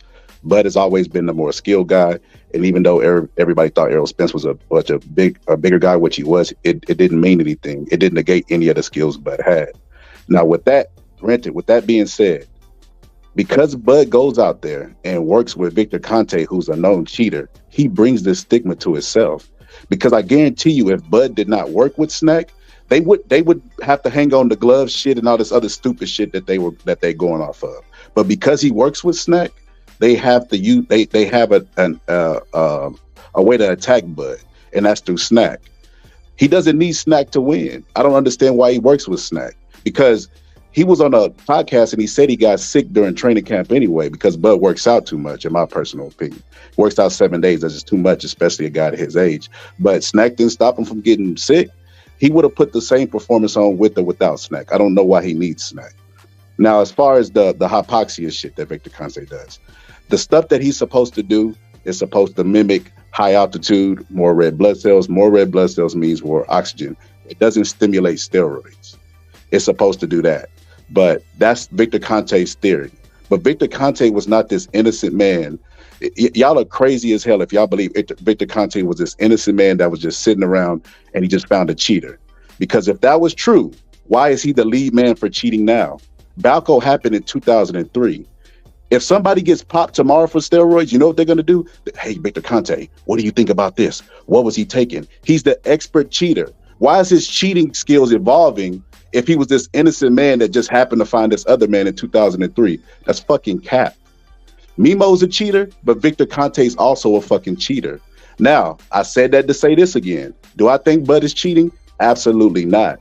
But you have to be aware of the fucking company you keep, because you give people this stuff when you work with them. Little story, and I get off the mic. Andre Ward, all of Virgil Hunter's fighters work with Snack, right? That's why you see the Snack logo on most of his fighters. And he takes them over there because he believes in Victor Conte's hypoxia shit, and he believes he knows what he's talking about. Andre Ward was the one fighter who's smart inside the ring and outside the ring. He was going to go work with Victor Conte, but he told him, do not tell people that I'm working with you, because he understood that all of his accomplishments, if he goes out and he blows Sergey Kovalev out, would be attached to dirty shit. They would say, oh, he's working with Snack. That's why he had that performance. Victor Conte, loudmouth ass, went out and did an interview and said that he was working with Andre Ward. Andre Ward blasted him and never went around him again. That's smart right there. You got to be aware of the company that you keep because of legacy. Do I think that this Bud's legacy is already cemented, like you said? But if he goes up and he beats Canelo, guess what they're going to say? You already know. It's not rocket science. They're going to say Snack is the reason why he was able to jump all of those weights and beat him. And to the Manny Pacquiao stuff. Hold on, slow down. That's to say if, let's say he pulls an Andre Ward, though, and says because of all of this right here, he doesn't work with Snack anymore. It's already too late. You said he's been working with Snack so long. You can't say if he beats Canelo, he was on it, because nobody says Andre Ward beats Kovalev because he was on Snack. Yeah, but Andre Ward never officially worked. He did a little dealings with him, but he never sponsored him. He never did a full camp there. Bud has did multiple camps with Snack. It's already too late. Because you kept it private don't mean you didn't do it. Like you said, he was with him until Conte said something, then he stopped being around him. But here's the backlash from this and doesn't be around Conte no more, not doing Snack no more. You think if he beats Canelo, people would still say this? Yeah. It's already too late. Okay. I just had to ask that. I didn't mean to cut you off. Go ahead. No, I'm done. No, you were saying something about Pacquiao. You wasn't done. Oh, Pacquiao. I just seen Nestor Gibbs did a video of Victor Conte interview, and he was talking about how Manny Pacquiao is highly suspicious, and he like Victor Conte's only thing is accusing everybody else of cheating but me. Like, he doesn't like it when people accuse him of cheating. He's gonna give you this backstory of how he's an innocent man and how this and that. But oh man, Manny Pacquiao definitely was on something for sure. He speaks in certainty. Even when he came out and spoke out against Canelo not cheating, he said, now granted, he didn't cheat for this fight, but hey, who knows? He could have cheated in another fight. That's why he's a fucking snake. That's why people shouldn't do business with him. If you think Memo's a snake for snitching, Victor Conte is literally the same guy. You said Memo was a guy that snitched and he's never officially been caught, to my knowledge. I didn't say he was a snake for snitching. I said he got caught and then he snitched. What did Victor Conte do? The same. Okay, they're the same guy. That's what I'm trying to tell you. No, they're not the same one guy. One guy actually knows how to go in the bathroom and make drugs. The other guy knows how to. I'm a mouthpiece and I know how to market and talk and promote well. I know. But if he's not a chemist, how does he know so much about cheating? How did he know how to navigate the system of clean boxing? Hang on, you watched the documentary. He know how to read He know how to do a test and read a. Exactly, he knows how to read a blood test. I know how to read a lab. However, I don't know how to mix compounds. You watched the documentary, bro. He said himself, someone gave him the clear. He didn't make it. You heard what you said? You started off with he said. I don't give a fuck about what Victor Conte. He says a lot of shit. He's a capper. He's a liar. This is documented with the government and everything. Like this is documented. He snitched. He told that he was but that not that he was clean. Not that he wasn't doing nothing and the guy found him. Said he was clean, bro. Stop with that. He just didn't know how to make it. Who says that that's true? Look, if what you're saying is true, Victor Conte is a guy, like you said, that just found a guy who was a chemist and they just happened to make the clear, right? Why is he the go-to guy for everything now that's dirty? Because he was working with a bunch of athletes. But the Balco was 2003 and it was one substance called the clear. And they were so now that makes him an expert on every substance that's ever been invented. And they were in post that before 2003. I think he way before 2003. I think he loves the limelight. Clearly, if you watch that documentary, he's a fucking bass player. I got somebody. I probably can get Victor Conte on the show. This is not going, and it's not that hard. But the guy who's the plug, he's out of the country right now in Ireland at a golf tournament. But he's not that good, so he probably get kicked out. But he's at a golf tournament in Ireland, so. And I'm gonna get him. He can get Victor on the show. That'll be a fun interview. What y'all think? That'll be fun, right? I need y'all to email me all the questions y'all want me to ask Victor Conte. I want you to ask him, Mark, if he's on the clean side, why is he always the spokesperson, reminding us of how he got to the limelight of being dirty, and why is he the go-to guy on the dirty shit all the time? If he wants to clean up that image, I mean, what? Because if a bank robber knows how to tell you how to rob a bank, or how to rob a bank. Well, not if they were innocent before and they were just a getaway driver. That's what y'all said he was. No one said he was fucking innocent. I never said Why do that. you keep saying that, bro? You said he had a legitimate business where he was making vitamins. That would be innocent. That was at the beginning. No. Then he got the clear, and then he started cheating. In 2003, he got caught. But let me say, I never said any of that. That was Haplo. I know. That's what I'm addressing. When you say y'all, which implies plural. I was talking to Hap and the person that was wrong too, the other Hap. The other Hap. Okay, let me pause. Well, really, you agreed with me because you said Crawford was innocent and Pacquiao was innocent. After Hap, so we agree. Go ahead, Hap. No, I was saying we agree because he said Crawford was innocent and so was Pacquiao. Okay, Pittsburgh team joins the floor. What's up? What's up, PT? What's up, fellas, man? Good to be on the show with y'all tonight, man. I think two things can be true. I think it's hard to put that on an individual fighter unless they test positive. But also Victor Conte's past and what he did, I just don't get the whole boxing thing, why they even let a character like that even in boxing. It just shows the reputation of boxing where he can't go in any other sport and be on the floor of the NBA, be on the floor of the field or the football stadiums. He can't be anywhere else with this foolishness. Like the idea that Hap was pushing, like he ain't been caught since, but he was caught. So he don't got to get caught again. He was caught one time. No matter if he got the drugs with somebody else, if he cooked them up in the lab in the back, it don't matter. Like nobody else wants that in their sport because it's a bad look for the sport and whoever their athletes are associated with it. It just gives way to all this foolishness that you're trying to address right now. So that part of it, I don't understand with boxers. Hey, Pittsburgh T, you think it's a coincidence that Victor Conte, being the glory hog that he is, dropped this documentary right after Bud beat Spence? No. You remember how they did the Olympic thing in Balco? You remember when they dropped that? It's the same situation. He wasn't in and charge. Balco, he loved Balco because of That's not true. That's not true. What's not true? He wasn't even in charge of the name of the documentary. He didn't pick the date it dropped, and he didn't pick the name of it. He wasn't in charge of that. And I know that because of an interview he did with, I think it's Steve Kim, because he actually had a trouble with. He was like, I don't like the fact that they called it this and that. Like he saw the documentary like when we saw it. He didn't have that much control as you might have framed the way you framed it, Scholar. Okay, I still don't like the fact that every time he wants to be known as a clean what do you say chemist, because he make vitamins, which is what chemists do, but whatever he wants to be, a clean whatever advisor, let's call him what Al Heyman called himself, an advisor. Let's say he wants to be that.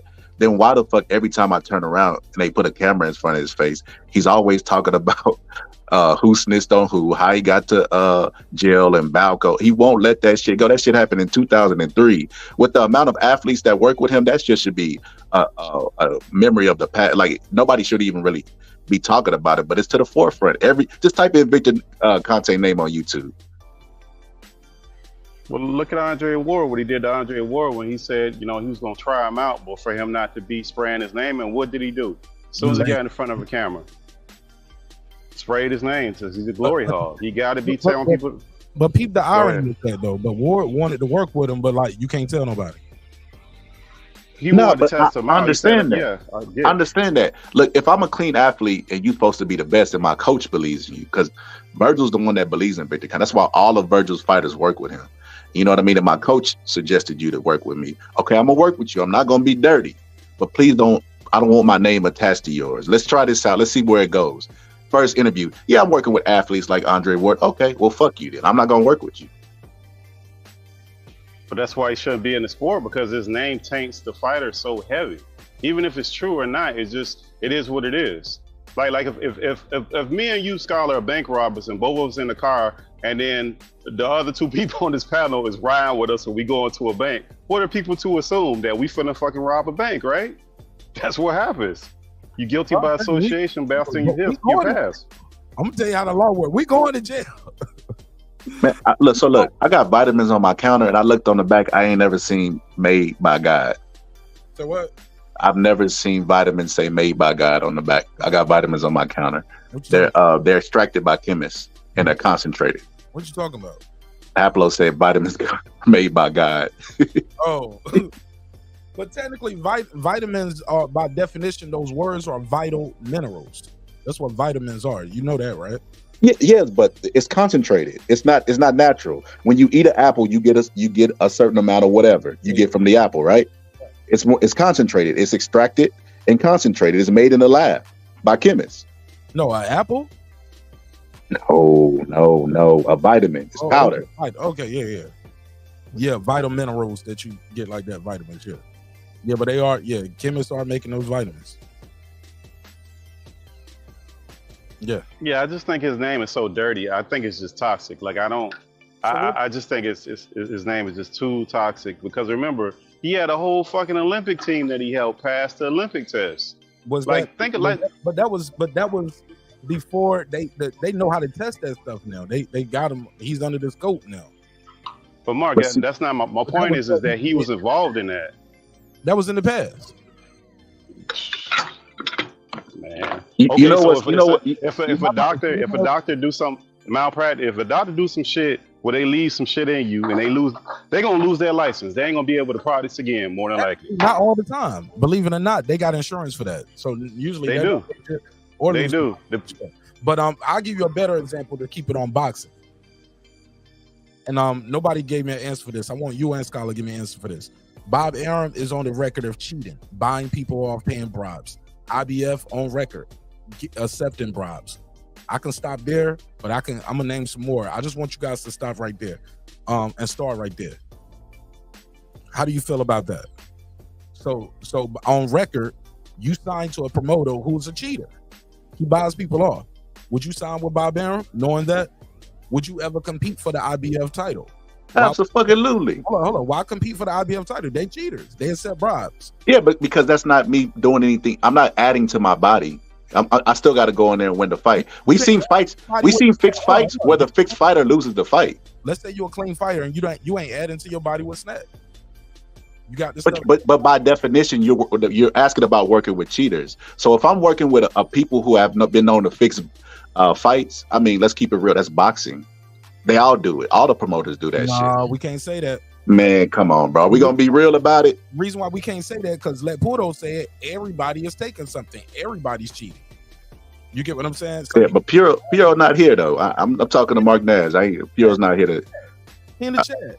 Yeah, Puro ain't pulled up. So he obviously he enjoying the conversation, man. So I'll say this: I don't think every fighter's dirty. But what I'm saying is, I started off with saying I don't think Bud is dirty. But when you work with somebody who has a sketchy past, and then he would have been great without Snack. He could have beat Bud without Snack, and they wouldn't have had anything but the loaded gloves to hold on to. And everybody know that that's bullshit. But because he's working with a guy who's the expert at every time somebody tests positive, and then he even says in interviews, "I know how to beat the test." And you know what's stupid about that? He even has fighters that have popped dirty while being sponsored by Snack. That's even worse. That doesn't mean he gave him nothing. You listed the forest for the trees. Okay, I got you on that. He's not a lot of people that's popping that's not with Snack. Who's giving them this shit? Who gave Big Baby Miller this shit? Who gave whatever Alicia Baumgartner take? Hannah Gabriel's had dogs. Conor Ben had some eggs. Like, everybody got a reason when they get caught or why they got it. And they ain't with Victor Conte. Another thing is, like you said, if something is bad for boxing, cheating. I get it. Cheating of all forms is bad. Whether you taking some illegal shit or you fixing a fight. It's like you guys are skipping that part. But also, if he is a cheater or snacking so bad, why wasn't this coming out before the fight? They were saying this before the fight. Nobody was People doing were no live saying stream. that. They Mark. were definitely People saying were this before the saying fight. No, I'm They talking were just about, getting hold on, yelled hold out. on. When Terence Crawford fought Sean Porter, nobody was saying that. When he fought Kell Brook, nobody was saying that. When I was watching all these videos, and I was out here on a lot of panels, and a lot of people pulled up here from their channels and panels, nobody had him being with Snack as a point of contingency that we need to look into this. Crawford with Snack, that's why he gonna beat Spence. Shit, Sean Porter was Snack though. I'm just telling you, this wasn't a conversation of Victor Conte and these guys being with Snack. They tarnishing their legacy. Nobody was saying that, bro. I got videos saying that shit. Talking about his contract. Yeah, I said it on your panel though, Mark. It didn't matter because the big dudes weren't saying it. Say what? I said it on your thing, on your thing one night, but it doesn't matter because the bigger names, the bigger talking heads in this, they were never saying that. So that was the issue I had. And when they try to toss Crawford with it, that's where they wrong. Crawford ain't got nothing to do with this. That dude should not be in boxing, period. You've been on this panel a whole bunch of times, bro. You told me you got it's a video on my channel that you were saying where Crawford might win. What Crawford? No. Snack. I was talking about Snack and how Snack Victor Conte has no business in boxing. Did you correlate that to Terence Crawford and Errol Spence? No. Never did. To Terence Crawford in any way?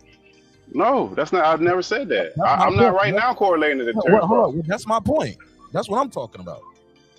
Nobody was mentioning a problem of Terence Crawford being with Snack until he beat Errol Spence and started saying he might be juicing. And now the whole Victor Conte thing, like this guy, Victor Conte been around boxing for a long time. Where was this energy when Mikey Garcia was with him? Matter of fact, I saw Alvin Redcatch with him. He lose a lot, and y'all call him a bum. Nobody thinks, well, that snack juice ain't working for him. No, I don't think he's a bum. I've never called him that. I've always criticized snack fighters. I never liked Victor Conte. Evan Haney Pillow Fist, right? Caleb Plans, they used to call him Pillow Fist too. Yeah, I mean, I can't speak for that. I can only speak for myself. And myself, I don't think Bud is juicing, but I think he shouldn't be working with Victor Conte. You give credence to stuff. That's why he's out. He was on Joe Rogan's show. They brought it up as a question because he's working with Snack, and then now he has to come out and publicly address the shit because he's working with a guy that's sketchy. It's Bud's own fault. Nobody fault but Bud. I think you didn't even answer my question, but where's the energy for all the other fighters that are with Snack? I can't speak for nobody else. I criticize every fighter that works with Snack. I don't think he should be in boxing. That sums it all up. Okay, so what about the other question? Should Bob Arum be in boxing for fixing matches? How do you not understand? I'm just asking. Should he? How you not understand that if people are accusing Victor Conte of cheating, he's enhancing a guy's performance to do more damage and inflict damage to somebody else's head, to somebody fixing a match. That's not the same thing. So that's not an answer to the question. I get it. It's not the same thing. One guy is fixing fights. Another guy is making another fighter either faster, stronger, or making whatever they doing undetectable, right? I get you. But both are cheating. The question still remains, should Bob Arum be in boxing? Should the IBF be one of the main four sanctioning bodies? Why not put the IBO in that slot? But the IBF, you can't be here because you cheated. Bob Arum, your promotional company can't be here, or you can't be in charge of it no more. You on record of giving bribes. Like, I'm just trying to be clear. There'd be no promotional company left in boxing if they did that. How so? I watched a documentary one time where Don King, I think it was the IBF. The guy, I think it was a guy named Lee, was the head of the IBF, and he was on camera taking fucking bribes from Don King. Like, they got it on like video footage, and he just stepped down and let his son take over. Like, boxing, it was built off of fucking corruption since the days of the mob. So it's like corruption is considered normal. But when you take something like Deontay Wilder say, when you put something in your body to enhance your performance, to do damage against somebody, and the sport is already you taking damage, it's like, bro, I don't want him in the sport, bro. I get you. It's the ultimate sin.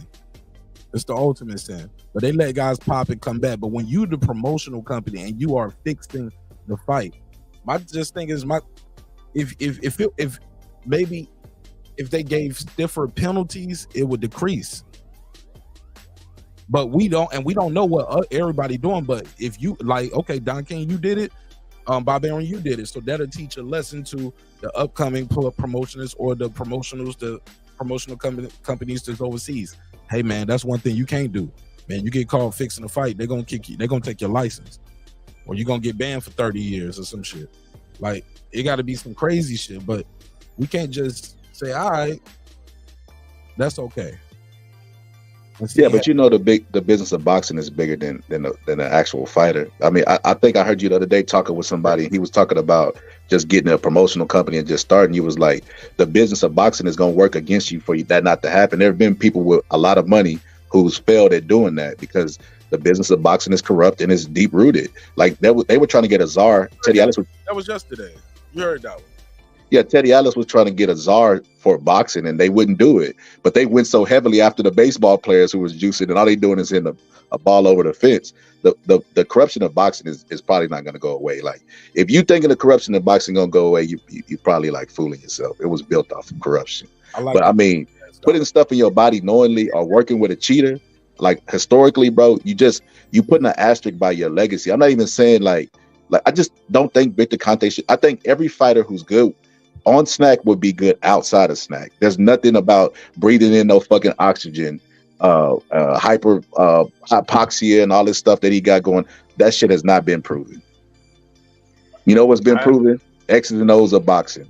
If you good, you good. Sugar Ray ain't take one fucking protein shake. He was a bad motherfucker. It was good enough for him. Ali, he ain't take no protein shake. He wasn't hitting no fucking mitts, but he was a cold motherfucker. I don't think he has a cheater.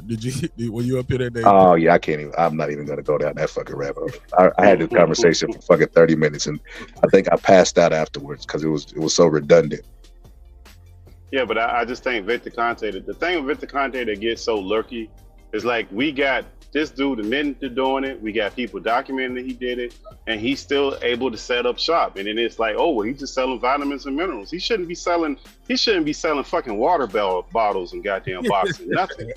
I mean, should have nothing to do with boxing at all. But it's like the Wild Wild West. So it creates all of this drama for no particular reason.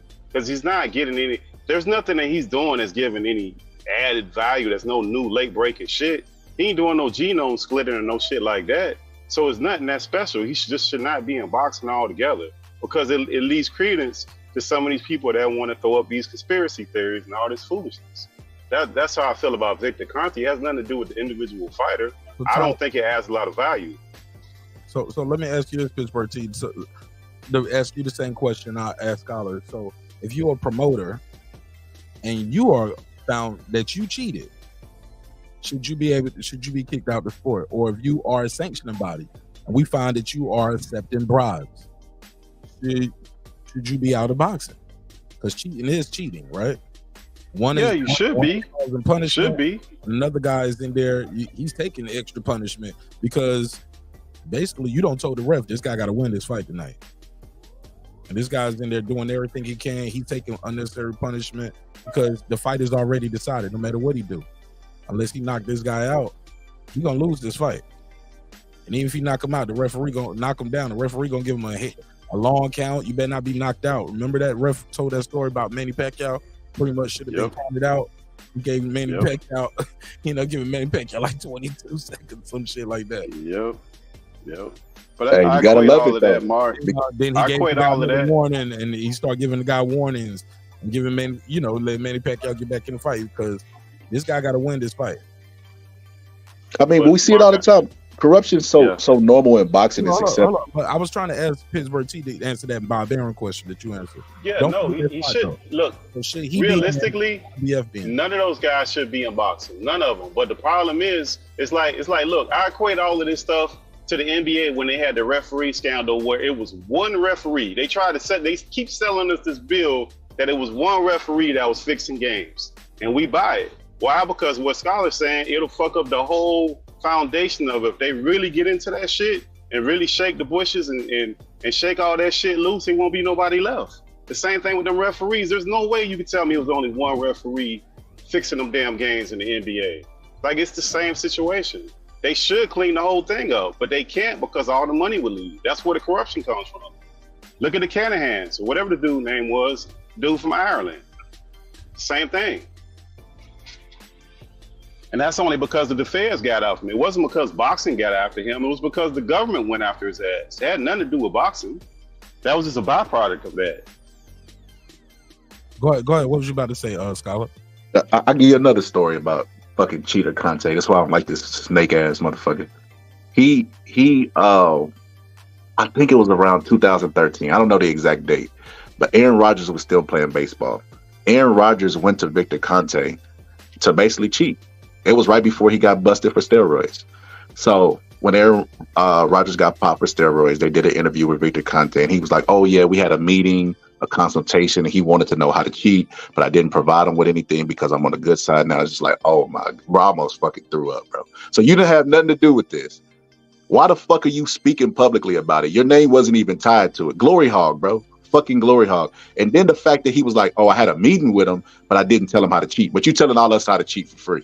You telling us what drug to go to buy. Like, really, to be honest with you, if you want to learn how to cheat box, you ain't got to work with Snack. Just listen to Victor Conte interview. Be like, "Okay, come be raw.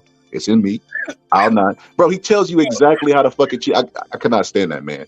I don't like him in boxing at all. I'm sorry. Excuse me. That's hilarious. That's hilarious. Scholar said you ain't even gotta. He said just go watch his interview. Let me read a couple of these things from the chat. Nick Rich in this bitch. Shout out to Nikki from Central Florida. She said, say the same to Boots and Devin. How do you guys feel about guys like Boots and Devin, you know, being with Snack? Same thing. Same answer. Stop working with fucking Snack. Yeah, well, I work on him. What's the value? What's the point? Like I don't get what he's doing. Like, why associate yourself with that? Like, it's almost to the point where we just start drawing these crazy lines that just don't. The question should be, should Victor Conte be in boxing? Like, simple and plain. Should he be in boxing? Is he good for boxing? Okay. What value is he bringing? Look, and Rachel said that the hypoxia stuff works. Why not just do it without him? Rachel, y'all did it without him. Y'all ain't been working with Victor Conte in a long time. Because what he's saying is not secret information. Even if it does work, you could just do it your fucking self. You don't need a cap that say Snack. Like Jamel said, that shit ain't even spelled right. that was the funniest shit ever. And then he went out there and lost. Ain't that crazy? He said he lost that fight too, you know? Yeah, that shit was hilarious. The irony, right? He said, man, and that was a funny bar too. That shit ain't even spelled right. Then he lost. I thought he might have won that fight though. Or I can't believe, man, we gotta do a rewatch and rescore that fight. Did he lose that fight? Did Jamil lose to Harrison that first fight? I gotta rescore that. I never did a rewatch on that. But AJ said, hey, look, taking sponsorship money don't mean you cheating though, the boxing scholar.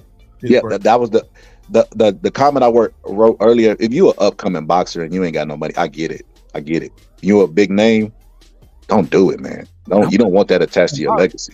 Well, if you're an upcoming boxer, they might not give you $1 million sponsorship deal or $500,000 just cash. Take some pictures with this, and yeah, we're gonna give you a check, $500,000. That's a lot of money for an upcoming fighter. No. But if you're an upcoming fighter, we don't know you, so you just a model in a picture. They're not giving you that kind of money for a deal.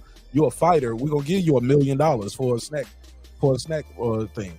You just made extra $1 million without throwing a punch, just to take some pictures with some vitamins, because that's what they have you to think Boots is doing. Some people say Boots ain't taking Snack. He ain't part of the Snack program. He just took the picture with the products and wore the t-shirt. Shit, Barry Bonds had that cap on his head, and we know what Barry Bonds was doing. That's what started the whole thing, though, Scholar. That's what started this whole situation. But his cap read Snack. Great White Hopes. Yeah, no, he was destroying the Great White Hopes records, all of them, by a landslide. And they had to find something because it was America's pastime. That's what started this whole situation that we in right now. Before then, nobody cared about steroids. Nobody gave a damn. Never had the Congress step into it. Say it again, Mark. That's what you're saying. When it was Mark McGuire and Sammy Sosa and Dave Ruth, like they say this shit been going around since the beginning of time. People been cheating. Well, Well, remember Barry Bonds during that time, he was beating all the records. I mean, every single last one of them that they had in baseball by a landslide. And the issue is that the way that he was doing it, they weren't even pitching him the ball. The year that they started investigating him, he had the most walks in history. Still probably got him to this day.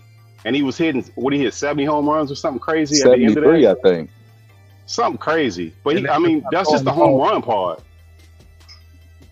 Yeah. It was like, nigga, we ain't throwing you the ball. Hey, he was so fucking dominant. I think I might have been a junior high. I was looking for Victor Conte. Like, give me some of that shit. All right, whatever. Okay, let's go to one of the pros. Let's talk to the pros, man. Rachel Donez in the building. What up, family? Hey, what's up? Just here listening while I'm trying to put my kids' homeschool schedule together for next week. You need some extra energy. Call Victor Conte. Yeah, I don't take anything besides coffee. All right, so what's your take on this topic? I mean, at the end of the day, like, I feel like it doesn't matter who, like, if they dealt or not. And I feel like I think it's always an easy way out when people decide to blame somebody else for their decisions to inject or intake something. Like, I think that, that takes away from the fact that these people have an opportunity and it's their body, it's their career. Like, there's no one coming up to me with pills or a needle for absolutely no damn reason. Like, you can't tell me these boxers or anyone that's cheated, any athlete, I should say, not just boxers, are getting held down against their will and getting injected willingly. I mean, not willingly.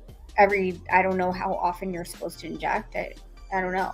But you can't tell me that they're sleeping and someone just pokes them with a needle and they go, ow, and then go back to sleep. Like, there has to be some accountability for the person that's getting injected.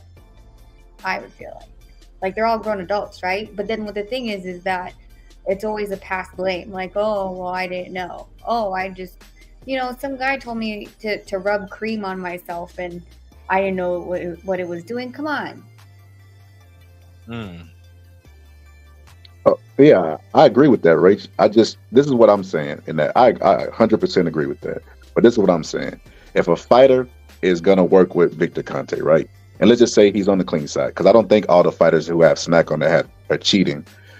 Alex Rodriguez went to him because he's a known cheater and he's the expert at cheating. He's always, anytime there's a cheating scandal, they put Victor Conte. What was he taking? Oh, well, he was taking FM 75, where it relaxes your muscles at nighttime. And I remember when he was talking about Oscar Valdez and what he tested positive for, and he was saying like the archers use it to relax and stuff like that. And it's like, well, you clearly know your shit when it comes to steroids. So if I'm a fighter with all the pressure that I have on me, and I'm like, you know what? Everybody's already cheating. I'm like, Piero, everybody cheating. Fuck it, I'm a cheat. You know who I'm gonna call?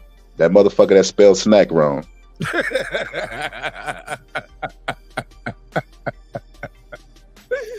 Yo, Scholar, I gotta give it to you. Oh man. Okay. Are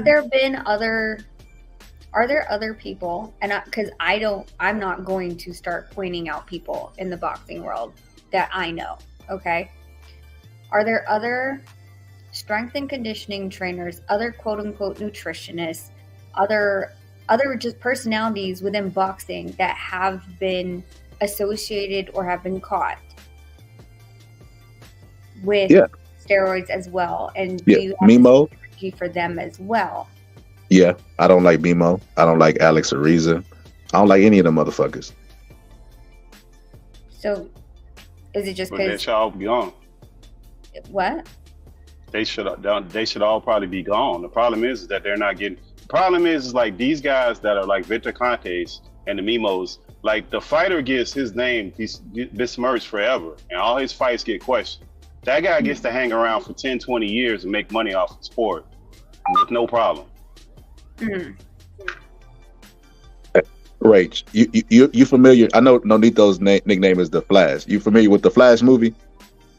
The one that just came out? Yeah, how you could go back in time and shit. If I could go back in time, don't I would. Movie for me. 'Cause I ain't seen it yet. I didn't know he could do that in a new movie.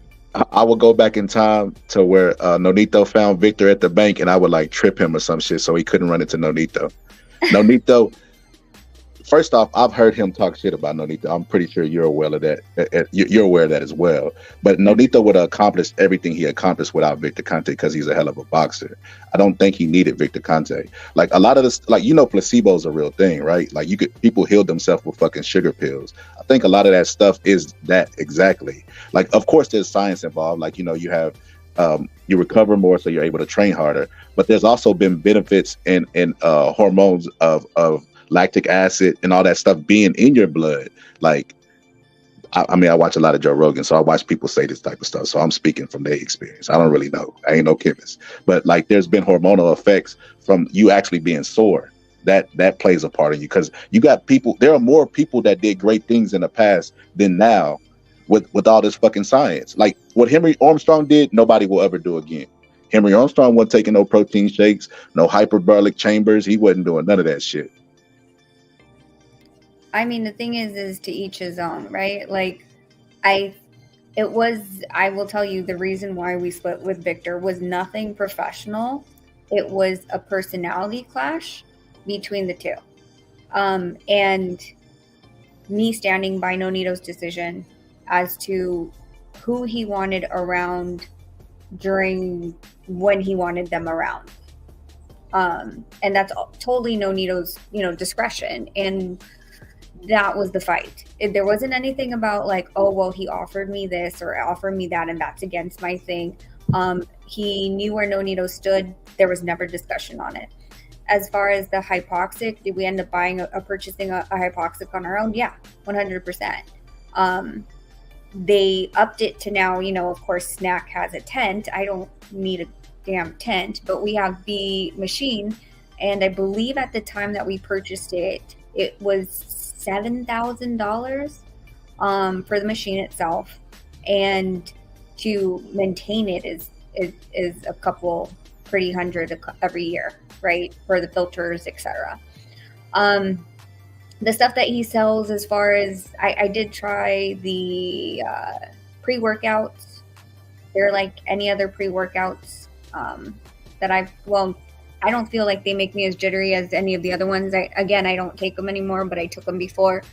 I know the one that Nonito really did like was the ZMA. We ain't doing no free promo over here, man. No. I'm just saying, but ZMA is known to. They don't think I took a snack deal over here, and I ain't got shit. Yeah, Mark got that snack deal. He showed me, yo. That's what they're gonna say. I swear they will. Hey, I took some of that shit, and I went and I was eating cereal, and I bent my spoon. I never took that shit again. See what I'm saying? Hey, no, real shit though. Why would we trust Victor Conte if he's not a chemist? Like Haplo was saying a while ago, he don't got no degree. Like, bro, just picture me, just meeting a guy one day. I'm who I am. I'm Brandon, right? I meet a guy. We get this scandal going, and then I start a whole pill company with no degree, no certificate, no nothing. People buying my supplements and trusting what I have to say for what? No doctor could ever do surgery without going through the proper medication. He could have his license removed for malpractice. Victor Conte ain't got shit in the sport of boxing. Well, I'm gonna just keep it a buck with you. I mean, Colonel Sanders didn't go to college for culinary, but that motherfucker knew how to fry some chicken. Allegedly. I heard he got that from an old slave, but that's another topic from us. Oh man, and I'm clowning. I ain't heard that shit. Hey, look, Dave from Wendy's. Didn't even graduate from high school. So yeah, but it's different when you're giving. He's known as a specialist, giving like boxers' health is everything, right? Their health and recovery is their career. Chicken is a little bit different, right? I'm just saying in general, like people, you don't have to go to school for it to be the best at it sometimes. And I do have to say, and I don't know this, like I don't know if this is Victor's business plan, so you can't like say that this is word, but I mean we see it every day. How many times do you see white label, right? Like, is this actually his formulation? I don't know. I've never seen the manufacturing plant. I've never seen the lab that he creates these chemicals. Does he create these chemicals? Because I did a lip gloss line a while back, and everybody did exactly what Kylie Jenner is doing now. I actually went to the freaking plant manufacturing all the way in Taipei, but like most of them, you just literally slap your freaking label on him now. I'm not saying that's what he's doing, but are we even talking that he did? I don't freaking know. Because I can get the same formulation somewhere and put our label on it. That's true, but I think that's the problem. Though. That's dope. That's the problem. That's dope. I need to make me some Martin Ash vitamins. You didn't know you could do that with makeup lines and skincare and everything. Nigga. You can do anything these days. It's crazy. Hey, but even with that being said, Ray, let's just say that he is doing it hypothetically. Then why the fuck are people migrating to him in droves and to get sponsorship like he's the guy? It's like, bro, everything he knows, you could just Google. Like, he's not doing those studies. I've never seen a snack study done. So, like you said, he don't got the lab. He's not the chemist. Why is he giving credibility in our sport? But that's what I'm saying. Why is he in boxing, period? Like the problem is like if you go to a trainer, right? You could, like, at some level, certain things that you do, I think everybody can agree, like, at certain level, you just can't just wake up one morning and watch a bunch of YouTube videos and say, I'm just going to open up me a nutritional supplement with nothing backing up, just some history and some stuff going behind it. And that's where boxing is at this point. Because if Victor Conte can do it without having any professional licenses or anything behind it, then that means anybody can do it. And that's even the worst problem. Speech right there. If Victor can do it, fuck being like Mike Jordan. I ain't gonna never be 6'7" and dunk from the free throw line. I want to be like Victor. But isn't that, like, that's literally what marketing is? Like, I don't know. Like I said, like, we left a long time ago, so I don't know the business relations of these fighters. I don't know if he's paying them or anything like that. Like, you hear Stack sponsored, but I'm not really sure, so I can't speak on that. But how many times do you hear product endorsement is huge with a lot of the celebrities that they're going to get traction, and their market value increases because of the eyes on it, whether it's bad or good. So, I mean, it's for his part, being with these top boxers is a great marketing move. Look, I've seen so many people talking about, oh, well, Bud this and Bud that. I never assume anything. I know our own journey that never. I, again, would only put it to the fighter if he decided to accept anything or ask for anything that they know is an illegal substance. So as long as they're not getting popped at this point, like, I'm not gonna like, the thing is, like, anyone that questions Crawford, like, Crawford wasn't like some guy that came off from number 20 in the pound for pound ranking and beat Spence. We're not talking about someone who wasn't athletic or someone who wasn't talented. We've all said this before. Crawford was always the more athletic one.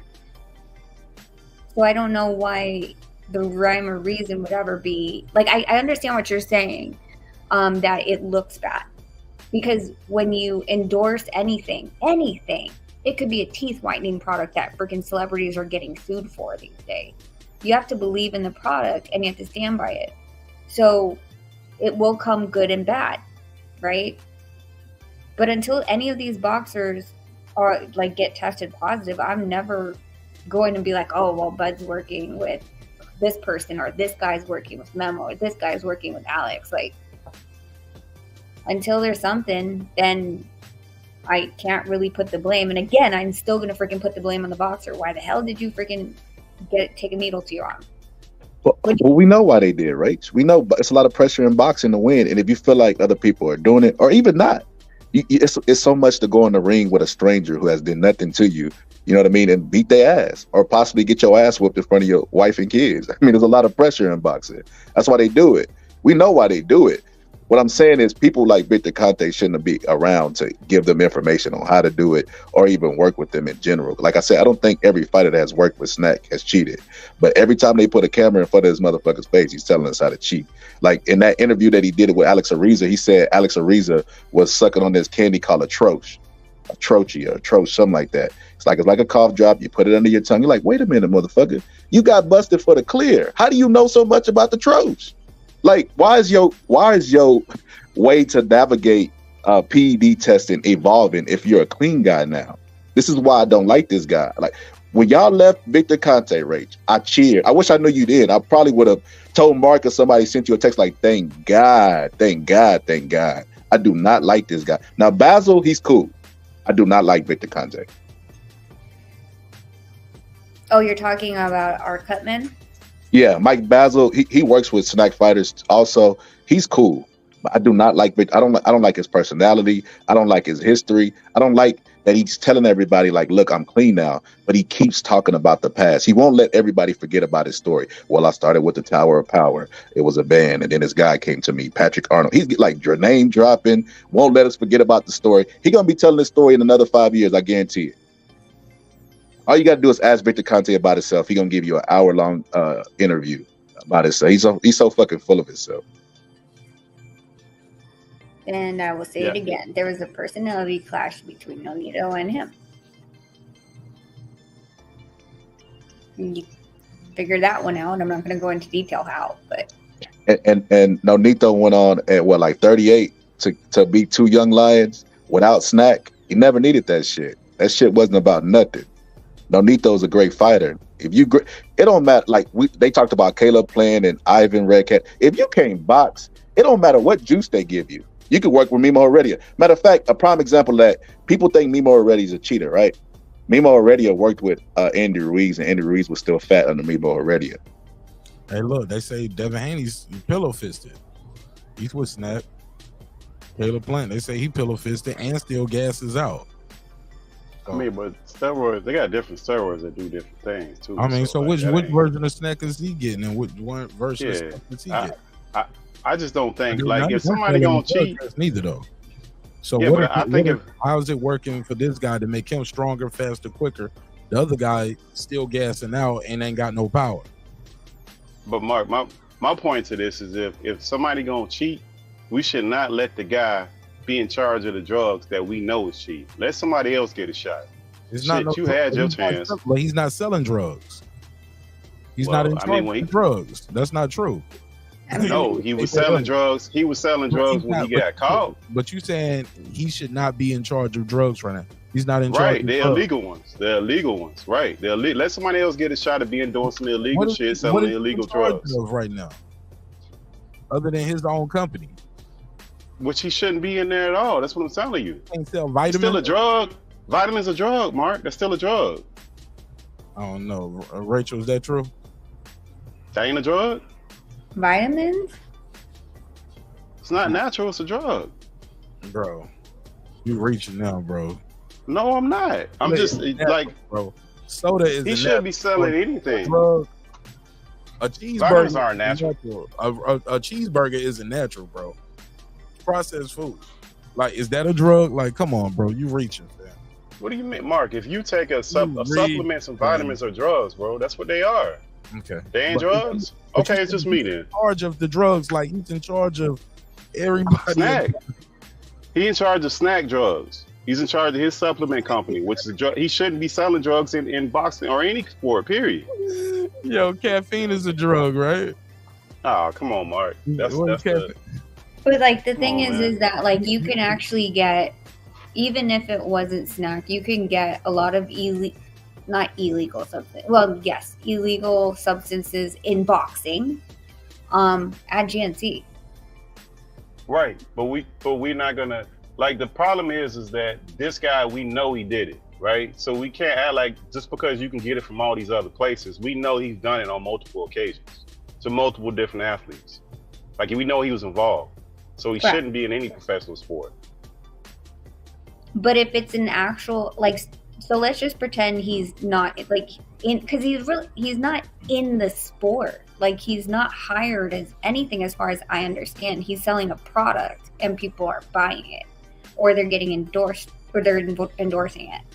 So even if it wasn't them and it was a bodybuilder, it's still available for market. Anyone could buy it. Like, we're just taking it personal because he's in boxing, but any sprinter, any gymnast, any bodybuilder can buy it. It's not like it's specific just to boxing. No, I was just saying, Rachel, that the guy's been caught already, right? And if he's been caught already as the sanction, that's really a boxing thing. It has nothing to do, to me, I've always told Stans, it's not an individual fighter thing. I just don't think that option should be available for fighters, period. Because it creates a bunch of drama for no reason. It doesn't look good for boxing. It doesn't look good for the fighter. And it just creates a bunch of unnecessary stuff. It just doesn't need to be there. I mean, It that's creates just more how I feel question about marks than it needs to when you can pick something off the shelf that, Right. yeah, no, I completely understand what you're saying. Yeah, and it doesn't have the, like, this. Then we get away from all this goofy stuff when people are saying Crawford's a cheater and this and that, because nobody's running Red Cash's promoter off that had that old crazy ass deal that he's still a promoter where he was trying to take all that damn man money. Nobody's mad about that shit. So like all this stuff needs to be stopped, but it won't really happen because people don't really stand for anything in boxing. It's all about money. Nobody stands for anything in the relationships. It's weird, and people can see it.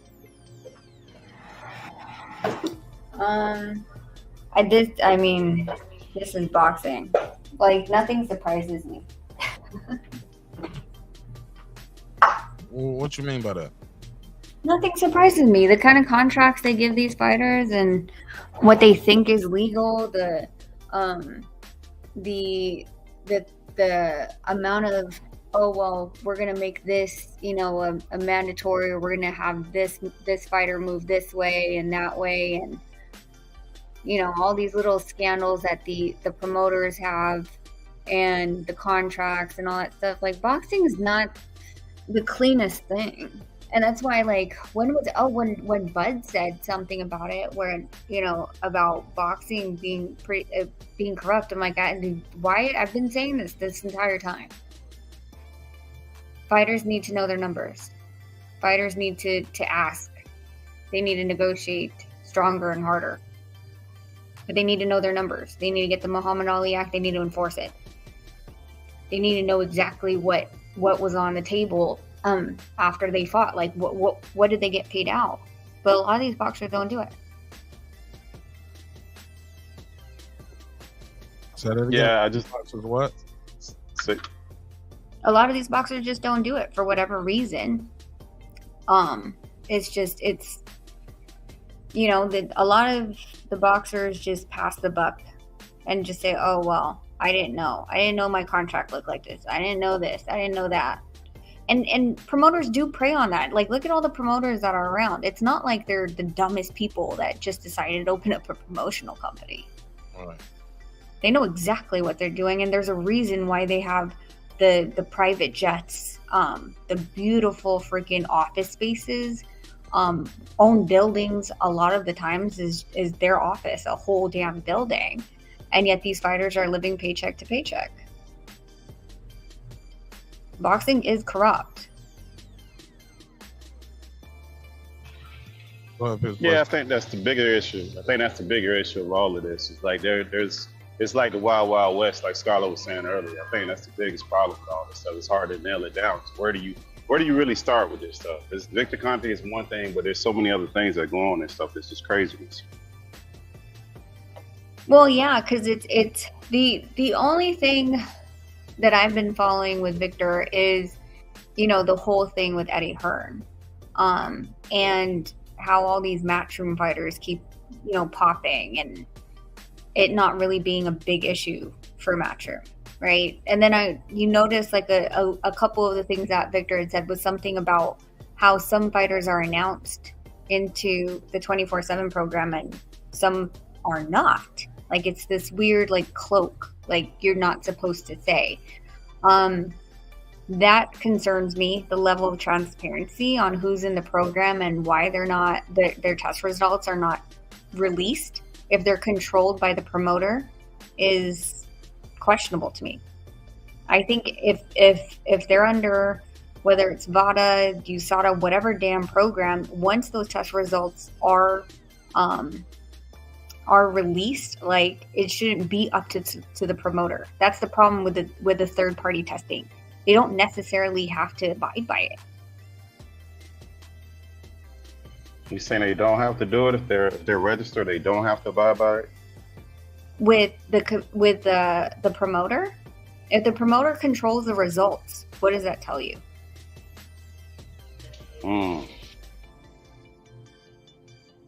That's even with that clean program. It's like that, Rachel. The WBC clean, no. So here's the thing. When we've always paid for ours, so no one can control ours, right? Like, we get the results, Bada can post it, we can post it, doesn't matter. We have an open door policy. But when promoters pay for your test results, then who is privy to those test results? The promoter. Why do you think the promoter knows before the fighters in most of those cases that they got a test result positive? Did not know that. That makes sense though. It does, but that it gives a level of distrust. Like, just because you paid for it, like, it's supposed to be a transparency thing. That's why we're getting tested, right? Is to prove prove continuously that we're clean.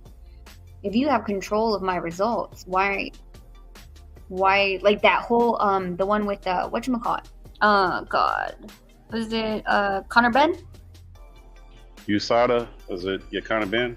No, Which Conor one you Ben. talking about? Dillian White. I thought that was the British board. I thought that was the No, Dillian Conor White was Ben USADA. Okay, I don't know about Dillian White, but Conor Ben was a VADA hit. And we didn't know about it till what, 3 weeks later? How are you going to know about the results and then you're like still trying to continue the fight to happen? Right. Oh, but he got bad eggs though. To be fair, he said it was the eggs. They was contaminated. Well, I need to know that batch number of eggs so I don't have steroids. I'm just kidding. But I mean, I don't know where they sell the eggs. No, but even at that, the fighters themselves didn't know. They were talking about like, hey, so something might be happening. What do you mean something might be happening? You already know what happened. You're just trying to figure out how to fix it. Just tell us what happened. It should that be makes sense. If VADA tests or USADA tests or anybody tests, what should be is you want to see the results, then go on the website and it's up for public knowledge. But it's not.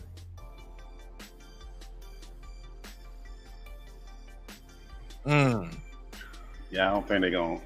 I think they got a lot of secret stuff that they do in boxing. I don't think they're going to have that. They don't have a lot of transparency with a lot of these things for a reason. Yeah, I agree. Yeah, it's definitely by design, man. It's definitely by design. Got to get y'all take on the lead topic, though. Jamal Charlo did a video. He said in an interview, he said Terence Crawford is too small for Canelo and his brother. So he's not going to rehydrate. He's not going to blow up, basically, big enough. What's your take on that? What are they fighting at? 160, 168? No. If Crawford will be fighting at 168. That's a lot. Yeah, they say he walk around and that's what Charlo said. He said walking around at 168 ain't the same as fighting at 168. He said he ain't gonna blow up big enough. It's not. And 168 training the way that you normally. Okay, so I've said this before. I gained 6 pounds, and when I do high knees, I can't breathe the same as when I'm 112 to 110. It sounds like a small increment, but I'm a smaller person. Imagine that on a bigger person. When you gain 10 pounds, 20 pounds, it's heavier on your breathing, your muscles react differently, et cetera, et cetera. So he would literally have to train at his weight right now and not lose weight. And the majority of the time, Nonito loses about 6 to 8 pounds in a 12-rounder. Easy. Just from sweating. Mm-hmm. So you have to be able to basically use that 168 as a full-fledged, he has to be bigger than 168 to do that. Will he be, if he tries to not gain too much weight and just use his agility, is it possible?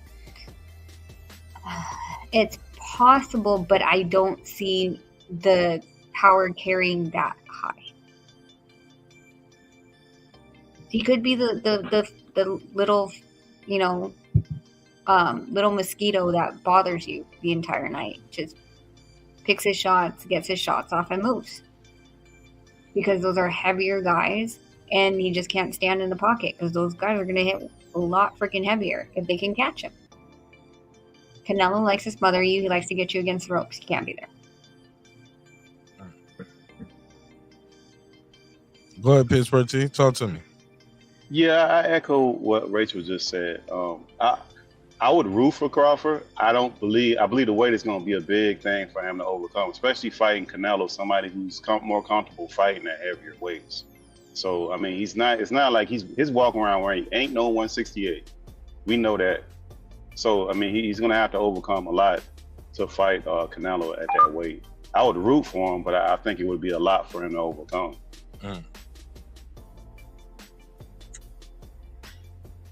I do think that, how tall is Crawford and how tall is Canelo again?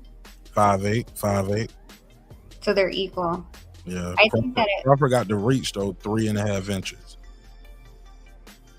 Like I said, if he can get the speed off and get out of the way, like one of the things that Canelo used to do is he used to be great at slipping then delivering punches. Like, remember Mark that we were talking about earlier with Nonito? Yeah. And if he's able to just touch him and move before Canelo throws off his 1-2 and is able to get out of that distance, then, racking up points is something that Canelo, with Bivol was he couldn't beat. He couldn't beat getting touched, and then with Bivol creating that distance again and moving.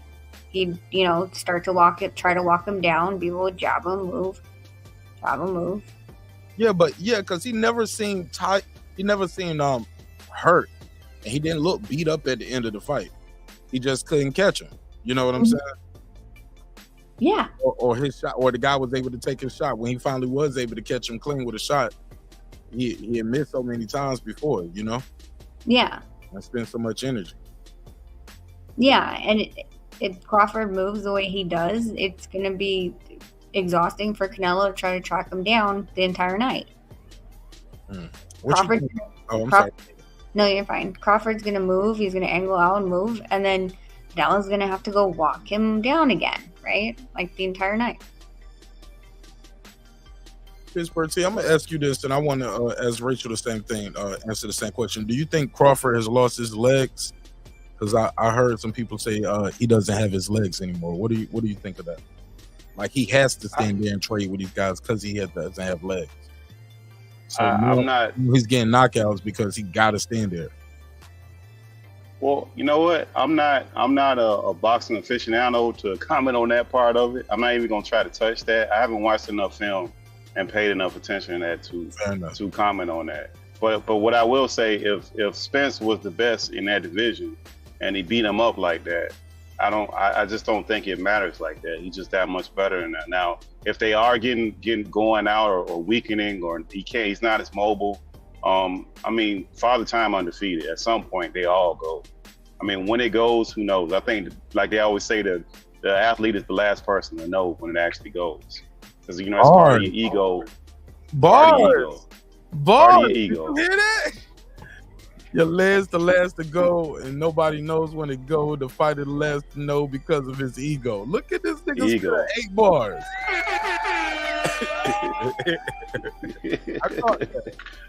caught that. But I mean, I would love to see the fight. I think it'll be an intriguing fight. Everybody be interested.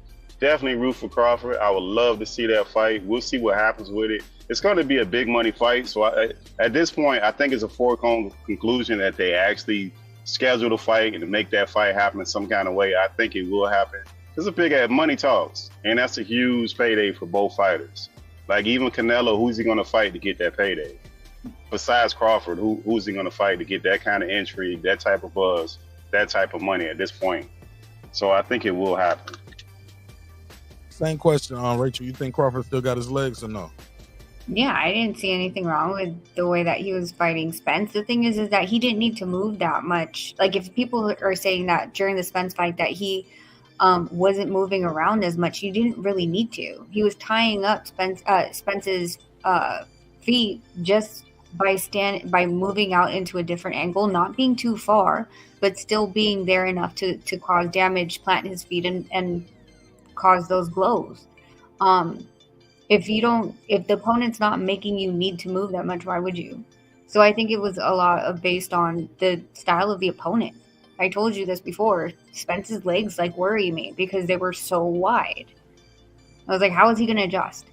If he feints one way, goes the other, it switches this way, that. How is he going to adjust with your legs so wide? So I think it just depends on the fighter that you're fighting. I didn't see any problem with his feet the way that he fought him. I mean, but if his legs are going, he go up there and fight Canelo, he's going to have to be more mobile, I would imagine. Everybody's expecting him to be more fluid, and get around the ring a little bit better than Canelo. So now, opposed to him standing there trading shots with Canelo, that probably wouldn't be good. And I don't think that's what he's anticipating. So if his legs are bad, we'll find out real quick if he get in the ring with Canelo. I mean, I would love for him to get that fight. He's getting older and he deserves to get his payday. You know what I mean? Why not? Why? Who else deserves that payday in there, in that line? I mean, if he wants it, and they're willing to make the fight, then why shouldn't he get that payday? How crazy is it that people got think? Go ahead, Mark. I was gonna say, how crazy is it that people don't give Charlo no shot? We more interested in seeing Crawford. We already gave it a foregone conclusion that dude loses. We try to see pretty much everybody, and then most people, and I won't say everybody, but most people mind, they trying to see Crawford and Canelo in that matchup. What? Because Crawford is hot right now. Yeah, I think it's because Crawford and Charlo has been. When I say he's hot, Rachel, let me add a caveat. We just saw him fight. We ain't seen Charlo fight since he beat Canelo. That's what I was gonna say. He's been out of sight, out of mind. True. Coming off an injury, a long layoff, and we've never seen him move up in any way. Crawford is a guy we've seen historically through his career. He's been moving up in weight. And even as he moves up in weight, he keeps knocking guys out. And then he gets to a new division and knocked out everybody that he faced. That's why people are saying he has more of a shot. Add on top of that, he's not a one-dimensional fighter. Every time we see him fight a guy, he's fighting them in different ways. Lefty, righty, just beat pound for pound the best welterweight in the world, who was a southpaw. He beat him southpaw the entire fight. And he didn't just beat him, it was total domination. This guy barely loses rounds. He barely loses rounds. He's never had a loss or a draw. That's why people, and like I said, we've seen him go up through weights, and we've seen the power go up through weight. And not only that, he's getting stronger and stronger. He's getting more championship experience. And you might not know some of these guys he beat, but trust me, the people who know boxing know these people. And he don't supposed to be beating them like that. Not like that. So, but that layoff, the skill set, that dominant performance, it got people wondering, how far can you go? How good are you? Could you beat Canelo? Because that's what pound for pound is, right? Essentially, that's what pound for pound is. You should be able to go up in weight, up and down in weights and stuff like that. That's why I thought that's how it came up. So I think that's probably one of the reasons why. I'm glad you said that. Rachel, I want Rachel to answer as well. Why are people talking about Canelo versus Crawford just as much, if not more, than Canelo versus the guy who's right in front of him, Jermell Charlo? Okay, repeat the question. Why is this such a hot topic? Because every interview Canelo does, he's been asked about Terence Crawford. Every interview Crawford does, he's been asked about it. They asking Charlo about him fighting Crawford or fighting Canelo. Well, I think people they look over Charlo because they haven't seen Charlo for a while, and the last hottest, greatest fight was Crawford's dominant win. You can't ignore it. I think there's a lot of people question about Charlo a lot, like everything that they get into, and the fact that he hasn't been in the ring for so long. So is there ring rust? Is there this? Is that? But I mean, you have people like what Nonito told you earlier. He actually thinks Charlo has a shot. He's known those two brothers for a long time, and believes that if he can stick to exactly the game plan that he's supposed to and not get caught in the brawl, that he can use Bivol plan and continue that. Say, hey, look, this is the game plan. Keep that jab on his ass and stay out the way. Tie him up, reset. Keep the jab on him, stay out the way, tie him up, reset. That's the plan. Don't get caught on the ropes. Don't get caught on them ropes. Oh my God. That's a bad day with Canelo on the ropes. So that's not going to end well. But Charlo going to them ropes. He going to them ropes. He takes slight little breathers in between in rounds. Canelo does the same thing as well. Canelo takes breaks in between rounds 6 and 8 a lot of times. Somewhere in between there, he's going to take him a break. Are y'all familiar with that? Do y'all see that too, or is that just me? Well, in the last couple of fights, Canelo's he hasn't even been stepping on the gas pedals from unless he sees you hurt in the end. He steps on the gas pedal in the beginning and coasts, just walks it through the middle. And then if he can get you in the corner because now you're tired out from everything that you've expended in the middle of the rounds, he'll come in and try to steal the end by tying you up against the ropes. So it's been working. It has. Don't fix it. Exactly. So, I mean, Charlo's that's why I said he has to stick to it. Can't get lulled into I can take his punch, or let me see how hard he punches, and let me get my breath real quick and just shell up, right? It's not going to be a good night if he does that. What's interesting though is the odds that we looked at earlier, Mark, on the whole fight itself. And I think that's going to start. It might end up changing. I don't know, but I mean, right now, of course, no one's going to. They're just writing Charlo off because they're more excited to see Crawford because we just saw that fight. If Charlo fought 4 months ago and had a dominating performance, I think it would be a little bit more than, well, not a little bit. I think it'll be a lot more than what it is now. People see this as it's a give me fight, like a gift to Canelo for coming over to the PBC. Oh Lord, no, that's what they saying. Yeah, you picked not that Canelo picked, but whoever offered him the offer is listen, come over. We'll give you a guy who hasn't fought for a while. That would be your opening fight on PBC. The entire stable, Charlo. Not saying that. Where did you get that from? Where do you get that from? Or are you saying that's what people are saying, or are you saying? No, that's what people are saying. I wouldn't say that. What do you Charlo's a cherry now. What do you think is going on, Rachel? Why is he fighting Charlo, not David Benavidez? That would have been the fight when you bring him over there, yo, this is the guy. You over here, this was what we've been waiting for this one. Instead of Jamal Charlo, who was coming off the bench for 2 years, or Jamel Charlo, who's coming off the bench for 16 months. Well, the Benavidez one, from what I thought he said it from his mouth. I would have to rewind and go back, but I swear months ago, Canelo was I have no interest fighting in another Mexican. Now, where that stems from, I have absolutely no clue, because we've all seen. I think he clarified that. I think he said that was taken out of context. How is it? I don't know. I think I can play. I can find the clip. Yeah, you got to get Puro though. I wish Puro explained it one time.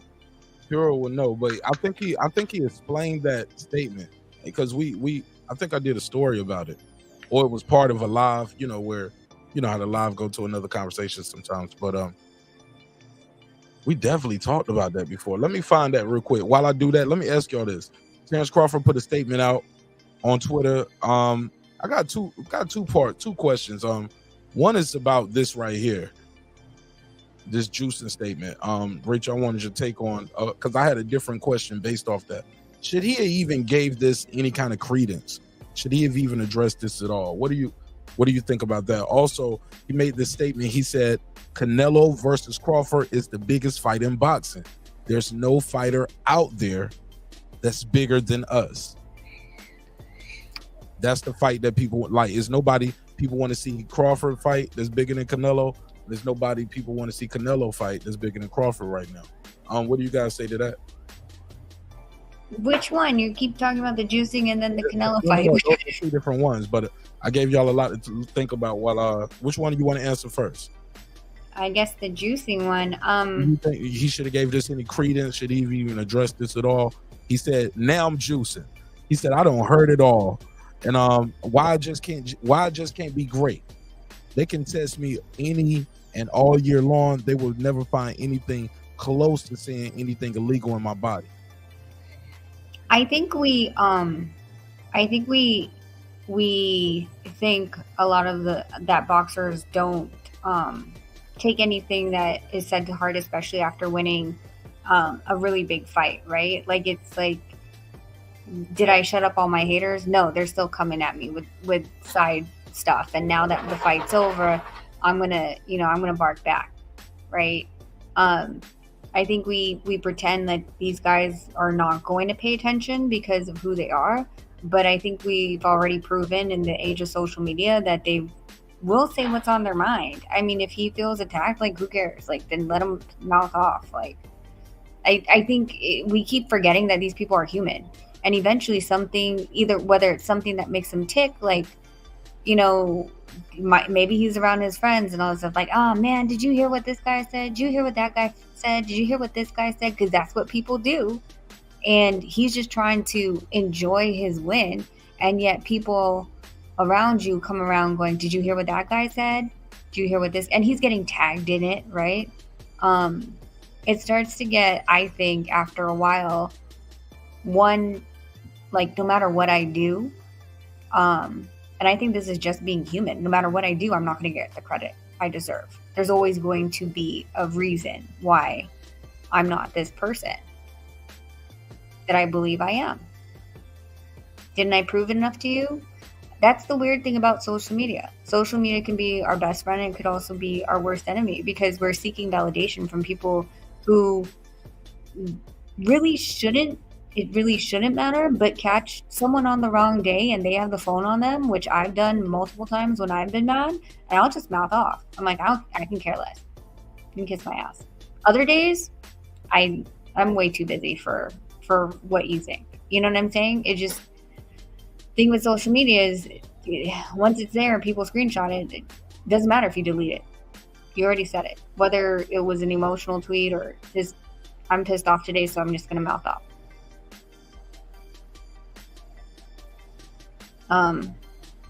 Pittsburgh T, what do you think about that? Since Mark's looking for a video. Yeah, I think pretty much the same thing. Because look, KD, the basketball player at the time, he had a burner phone when he got caught. He was replying to people on social media where he got caught up in that whole scandal, to allude to the same exact thing of what you're saying. They do watch it, they do monitor it. It's kind of hard. It's the basic human impulse to defend yourself at some points. I mean, no matter how much you try to ignore things. I mean, to say that he should have completely ignored it, yeah, but I'm not him, so I don't know what the hell, how far that got.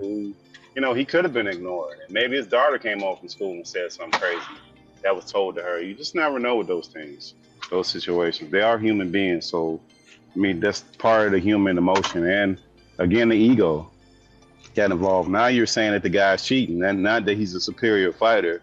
You're accusing him of not being a superior fighter, and you're saying he needed help or aid to beat this fighter. So, I mean, it wouldn't surprise me at all that he replies in that manner. The other part of it, I don't know. I think that these guys, at the level that these guys are, they're all different. I think sometimes we want all these guys to be the same, and they just simply aren't. You know, they're all completely different. What do you mean about like the reacting on social media? Right. The reacting on social media, all of it, everything, they're all different. Well, you're just never, if you're quiet, you're not going to please everyone. And then if you aren't quiet, you're not going to please anyone. They're just, you know, it's. I like that. Say it again. Say it again. Hold on. What? Everyone and anyone. Say that again. If if you don't say anything, and if you do say something, you're not going to please everyone. So who cares? Oh, you said anyone the first time, but I like it. One time you said everyone and anyone. I like that. I like that. Okay, well, I got this Canelo clip. Take and get that thing, but that's like what we were talking about earlier, Mark. When we were talking about, oh well, people say this and that and blah blah blah. At the end of the day, like haters, man. Yeah, well, I mean, at the end of the day, like I'm not here for you, for you, the hater. Like, I have no issue with how you see me. It doesn't matter to me. It doesn't affect me. So. I mean, I'll still talk shit and tell you can kiss my ass and go. But at the end of the day, like, you think that because you think less of me, it's going to change my view of myself in the mirror. It's not. And that's not ego. It's just a fact that your opinion of the person that I don't even know your real name. Never heard of them. Yeah. Why would I hold your opinion higher than me, myself, and my family, and the people that actually know me, to have you affect me in that regard? Like, it's a little bit silly, but like I said, catch me on the wrong day, I might spout off something on the internet that I'm not supposed to. Right. I mean, but I think they justify it too, because at some point, like, look, as long as it don't get too crazy, or you get too, like, you try like Charles Barkley, where you're trying to beat up a fan, then I mean, it is what it is. You know, it's one of those things. You ain't trying to do that, then I mean, hey man, you verbally replying it, that is what it is. That fan says something, and most of them people be looking for a reply anyways. They'll get the reply, he could dog cuss them out, and they'll be like, look at him, he replied to me. You see that? That just blow them up even further. But sometimes people talk enough, and when you see them out in public, that shit might boil over, because after they said enough, you like, well, you here now, you confronted me. I think it's gonna be what you've been telling me online for the last 6 months. So I got to put you in the dirt. Oh my God, Mark, you didn't hear about this, and I'm not going to say who it was. But when I was downstairs in the MGM, and I was saying hi to my friends, I saw someone from YouTube, and I was like, "Hey, aren't you blah blah blah?" He's like, "Yeah." And I was like, "Do we have an issue?" And he's like, "No, Queen, we don't." I was like, "That's not what I heard on your live." Blah blah blah blah blah. And he's like, no, we have no issue. I was like, I just want to know, because now I'm here, you're here. I'm not typing on the bottom of your screen. Like, I want to confront this right to your face. Totally respectful, but I feel like it's just so easy these days, because you normally don't get that chance. Yeah, fair enough. So I got this clip right here from Canelo, right? Where he was talking about the other Mexican. Let's hear it. Let me turn it up. You don't want to fight him because they're both Mexican. So at 68, you know, the best fight looks like you and Benavidez. He's born in America. He's half Ecuadorian. So does he count? This is Sean Zettel from Fight Hype saying Dallas police. And this was something that, because this was the point of contingency. He said, "I'm not fighting no Mexicans," right? Okay. You and Benavidez. He's born in America. He's half Ecuadorian. So does he count as Mexican, or that fight can happen if you know, in the future? I don't know. Anything can happen, you know. But that won't be a reason why I can hold it up that he's Mexican. But like when I guys, always I say this: you short that video and put whatever you want. When I say I don't want to fight Mexican, it's because I represent Mexico, and that's why. But I don't care. I fight anybody, and I fight all my entire life anybody. What do you think? I don't want to fight with one Mexico or Benavidez. But look, I hear his dad talking a lot of shit. But look, he's accomplished nothing. One single champion, Anthony Derrell. Please, don't disrespect myself. Yo, Canelo talking that shit. Let's see. I just want to play that last part because he said some more. So after of that. course by now you got. Hold on, my bad. I clicked back.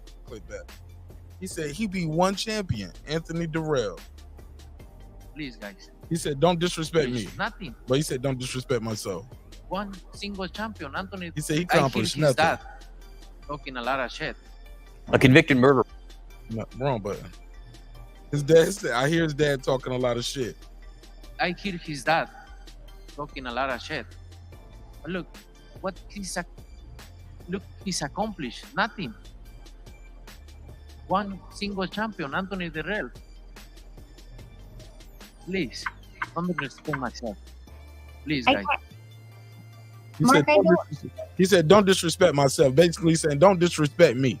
Don't disrespect me, man. This guy accomplished nothing. He beat one champion, Anthony Durrell. Don't disrespect me, man. Stop playing with me. That was a slow roast. He did it. That was a slow roast too, Mark. That wasn't no fast. That wasn't no frying pan. That was slow. It's like, listen, man. I represent Mexico, okay? I'm the motherfucking man out of Mexico, man. I represent Mexico. Y'all talking to me about David Benavidez. What has he done? He accomplished nothing. This is what Canelo was saying. He said he beat one champion, Anthony Durrell. Don't disrespect me. Go ahead, Rachel, Pittsburgh T. Go ahead. I love it. Well, I mean, I think what was the context in the first one where he had said that then? Because I don't know.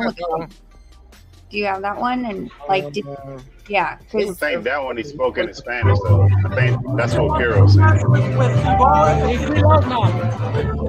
They said, do you still want to rematch with Bivol? He said, if he lost, I don't want to fight him if he loses. No, I don't want to. I don't want to fight with Mexican. I represent Mexico, so 175, no more. If you don't win, I'm gonna fight with So that was after he fought, because I guess the guy Bivol had a fight coming up, and they said, "Do you still want to fight Bivol if you lose?" Bivol. He said, "Not if you lose." He said, "So if the other guy, basically the guy Bivol was fighting was Mexican," and he said, "You want to?" He said, "If you want to fight him," he said, "Nah, I don't want to fight another Mexican. I represent Mexico. But if Bivol win, I'll fight him. If he lose, I won't fight him no more." But he wasn't. So when the guy said basically if he wins, he was like 175 no more, and Canelo responded with, "If Bivol wins, I'm gonna fight him." Like that's the plan. Basically, he has no interest in fighting the other guy. Yeah. Well, I mean, I guess still ain't really addressed it all the way, to be 100, Rachel. After hearing both things, he skipped. I mean, but maybe change his mind, Mark. That's the thing about when people say things and they get recorded, it gets cemented. Like you feel that way forever. That's the other part of that. He might have felt that way back then, and maybe change his fucking mind. Maybe I'll fight him today. Let's do it. Yeah. Who knows? That's another thing too. We hold people to so many different things that we don't stick to ourselves. You know what I'm saying? Like, how many times we say we're gonna stick to this diet, or hey, I'm not gonna drink any soda for X amount of time, or no junk food, or I'm gonna go. You know, we change our mind all the time, but we hold these fighters to, well, he said he was gonna do this, or he didn't do that. You know, like he changed his mind. But go ahead. Yeah, I think that's the problem with all this stuff, especially when people talk about fights that didn't happen. They'll be talking about some clip of like less than 10 seconds of one statement that somebody made like years ago. And I don't even think these fighters, these promoters, I don't even think they remember this shit. They don't even remember this stuff. Because like you said, like unless somebody wronged you, I would find it hard for you to have a particular stance against a person, because you really don't care. Like you really have no connection. But if somebody pissed you off or did something wrong to you, then you got a motivation to feel a certain kind of way. Outside of that, I don't see the idea that these people be running with some of this stuff. It makes for good thought. I don't think Canelo's scared of nobody, especially not no Benavidez. I don't think he's scared of it.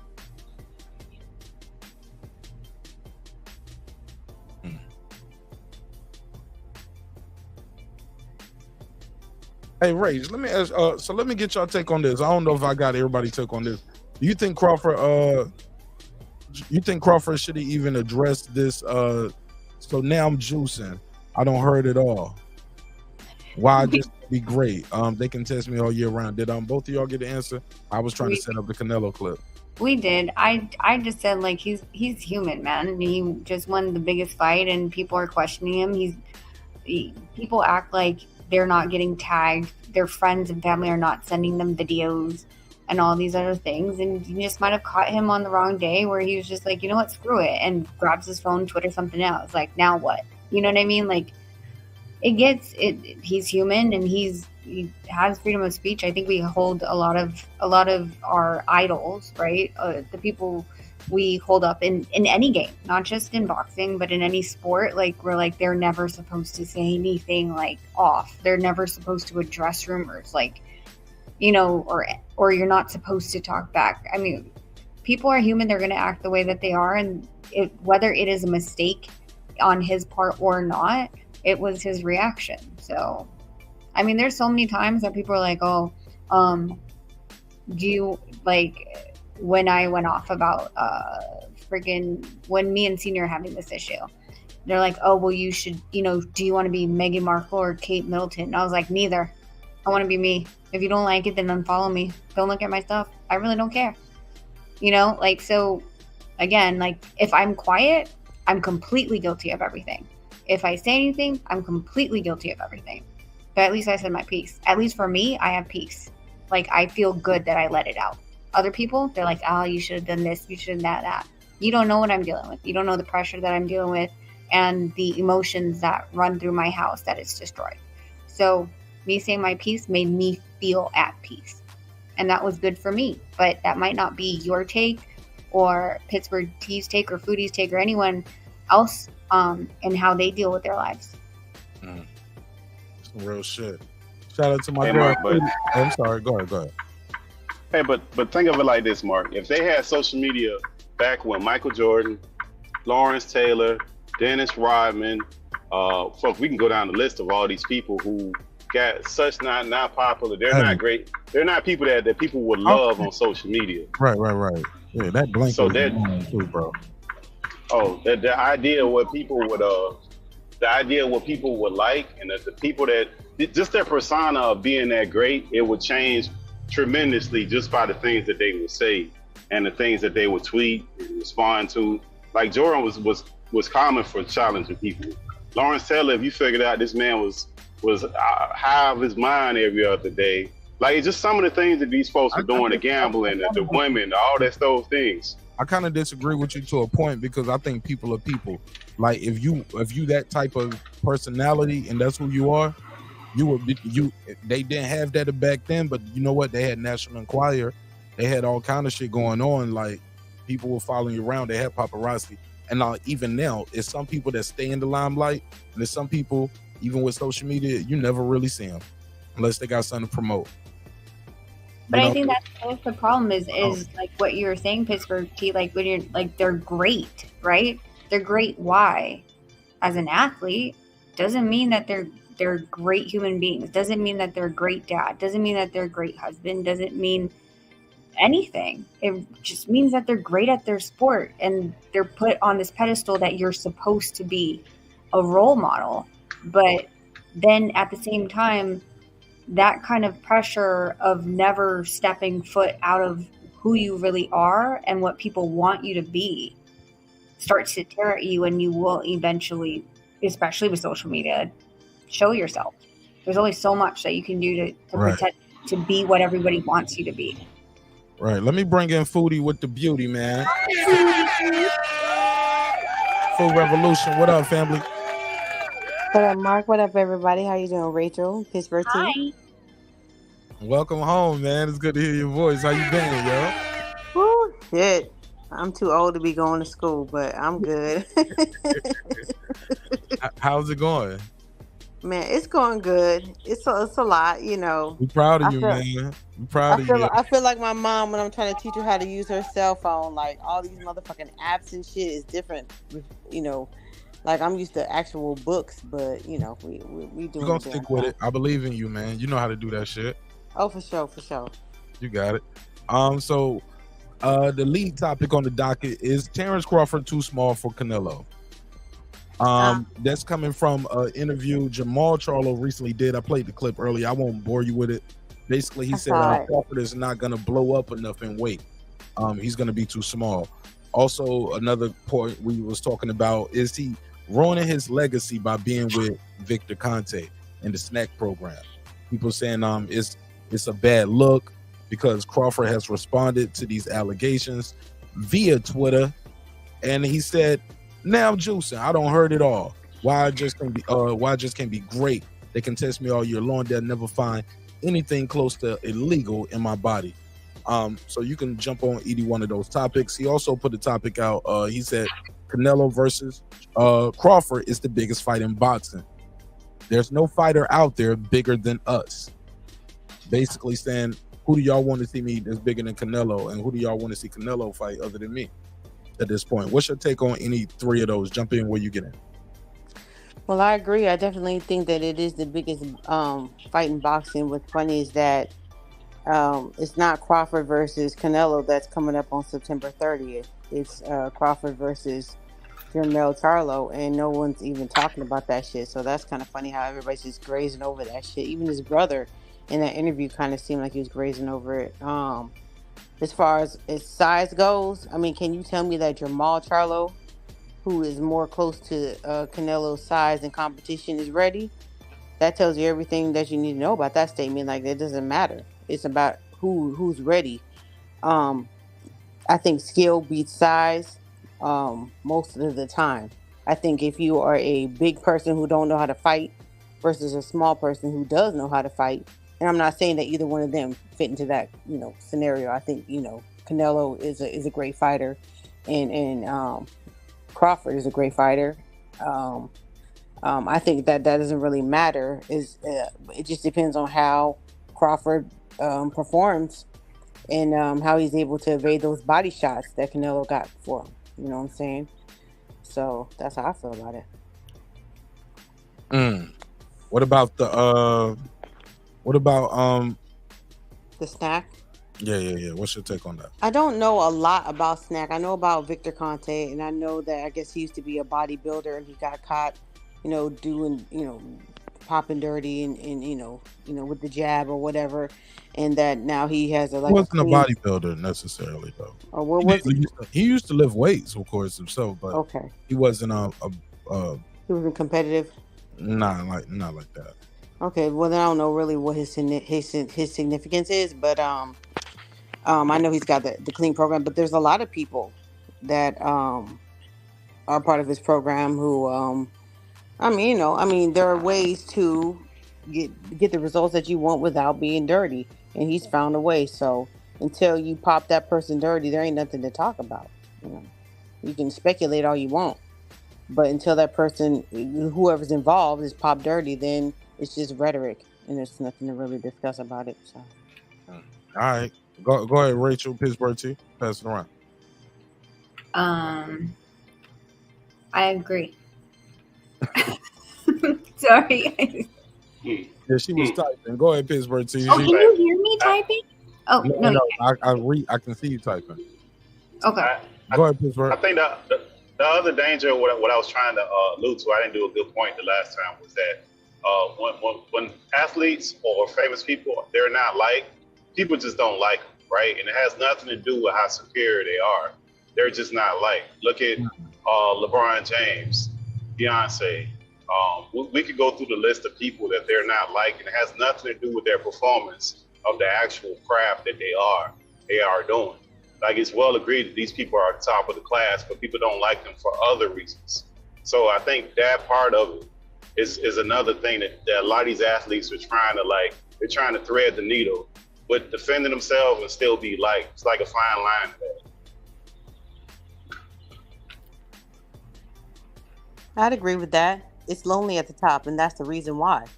It's because as long as you're the person at the top, people are going to be coming for your spot. So there's going to always be people who are lower than you trying to, discredit you for many reasons. I mean, when you're the target, when you're the only person standing in a certain situation, it's very easy to pick that person apart because there's no one standing next to you to pick apart. Basically, you're the target. So, like I said, but there's no reason. There's, you gotta use logic, not your feelings and people being their feelings. So I don't be paying attention to that shit. That's the reason why I was like, I don't really think there's a need for a rematch with Spence and Crawford based on, what a lot of Crawford fans were saying. Oh yeah, well, we want it to be, no doubt. There's gonna be doubt. The people are gonna still talk shit. They're gonna come up with a whole nother slew of excuses, maybe even the same excuses, because they simply don't want to believe the truth for what it is. But if they want to do it, I'm gonna support it because I'm a Crawford supporter. But I don't think there's any need. I think the last performance shows everything that we needed to see. Man, we get 2 fights out of it. Why not? I mean, we get 2. We'll see what happens with it. I pay for it. I get 2. I mean, because I at this point, like, if those guys, who else they gonna fight? Like, I don't want to. Like, if you look at their competition that they're gonna fight, it's gonna be lesser fighters. So why not? I mean, it's not like Bud's gonna get somebody. Is he gonna get somebody better than Spence? If Canelo's got a fight coming up right now, probably not. By the time Canelo resets, Boots is there. I mean, he's not. You think Boots is better? No, he's not better. No, we don't know. Not better than Spence. We don't know. Not better than Spence. We don't know what he can do. After seeing that, maybe he gonna go back to the drawing board. I'm just saying, like, we don't know what he can do, or if he will do better or worse. But what do we know, Mark? What do we know? We know that there's a lot we don't know, but what do we know about Boots? We know that shit ain't gonna sell. Ain't fighting nobody like that. Gonna make no money like that. Right, exactly what Pittsburgh did. He's never been in a championship fight. Ain't supporting him. Yeah. You're right. He never fight nobody like that. And he never been on TV like that. You're right. You're right. And everybody thinks that because. Go ahead. Sorry.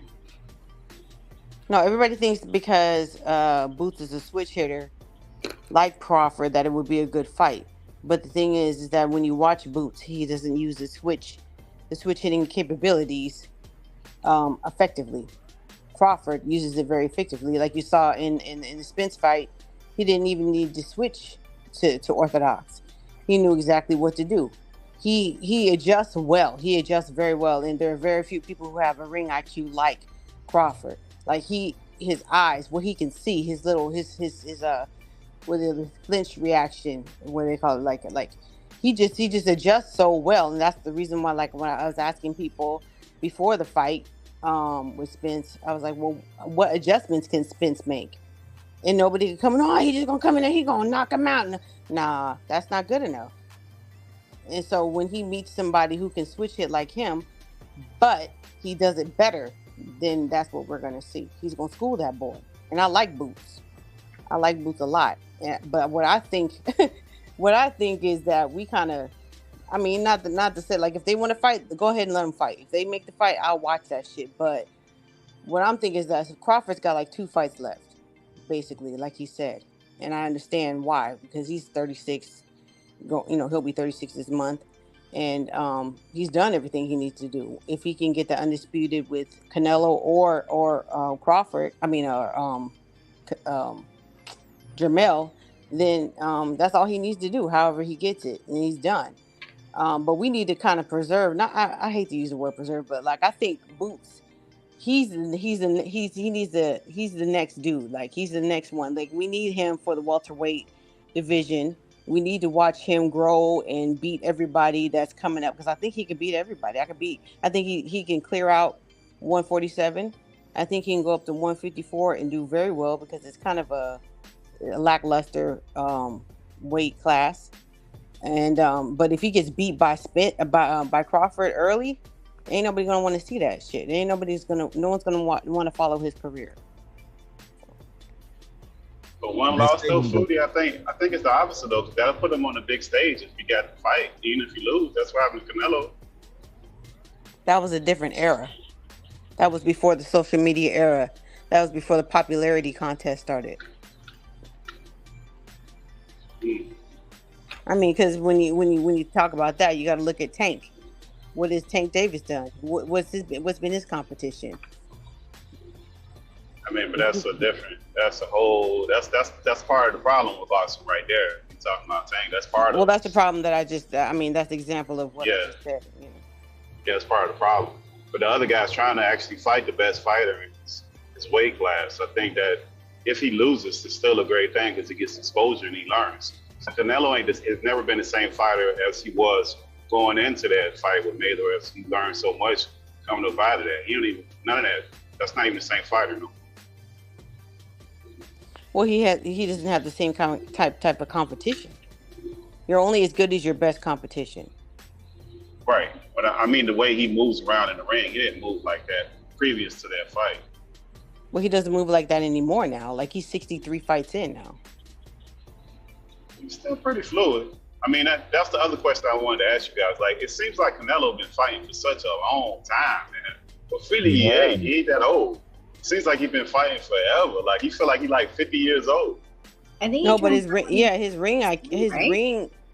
not got like 60 fight, over 60 fights. He's 63. What, this is like 62, 63. What, this will be a 63rd fight? Some shit like that. And look, we've been watching him for like, because he went pro at 15 years. Yeah, like this motherfucker. And he was over there fighting in the fucking rooster fucking cages over there. Been around almost 20 years, man. He's been around for a while. He's been around since so many eras, like, because he started so young, he passed through a couple guys' eras. So we got to see him fight a Shane Mosley, a Cotto, a Mayweather. Like, he was on those pay-per-views for those guys, for Oscar and Floyd. He was on their undercards. Like, he's been around. So his chronological age doesn't even match up to, like, you know, him and Jermell Charlo. The Charlos, they're the same age, but it's not even comparable. Yeah, he's been on TV for a long time, man. Mm-hmm. He just seems like he's older than he actually is because we just visually, you picture him being around for such a fucking long time.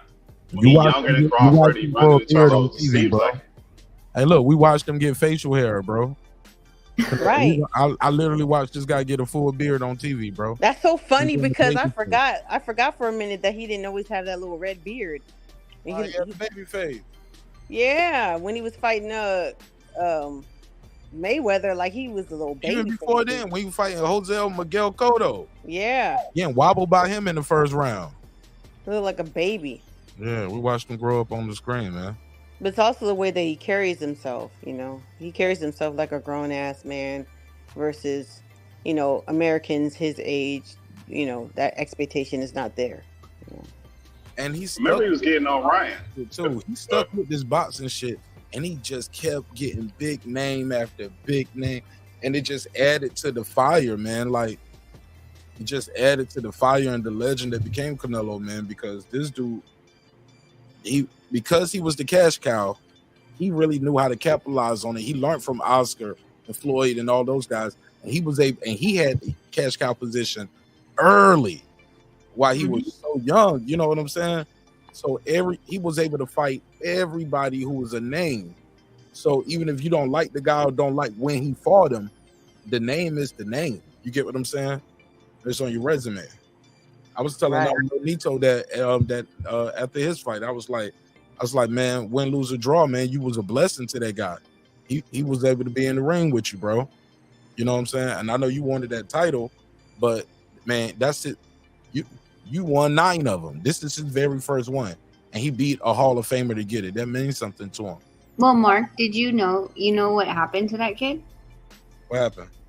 So I read an article that weeks before the fight, like in June, I think end of June, like June 30 or something like that, his house got burned down. Oh, wow. Yeah. And so I read that a week or two after our fight. And I was like, hey, did you know this? And he's like, dude, I want to help him rebuild it. I was like, the thing is, he wanted it more that night, and it's okay. And I'm happy for him. Like, you know, like it couldn't have, that kind of blessing couldn't have happened to someone better than that. You know what I'm saying? Like, somebody in need. Yeah. Like it you know, things happen for a reason. His life right that night. He wasn't just fighting for a world title, he was fighting for his life. for a house, for a home. He Yeah. had to all his, you know, like none of them were injured, but you know, they had they said that he was staying in a hotel. He had to move his entire family to a hotel and pretty much, and then leave them to finish up the camp and go fight. Mm. So Against a Hall of Famer yeah, for a world title. Yep. Biggest fight of your life. And you don't fell short a couple times in world title fights. You got another shot right here. But you got to fight Nonito. Man, that's asking a lot, man. Congratulations to him, man. Shout out to Santiago, man. That's amazing. I didn't even know that. I never knew that. Yeah, I saw it like 2 weeks after our fight. Because of course, again, you can't get away from it, right? Tagging. Right. So when I saw it, I definitely showed it to Nonito, and I was like, hey, I mean, it just, this is the path. This was the path. Hey, Foodie, why do you think people jump that Benavidez ship so quick?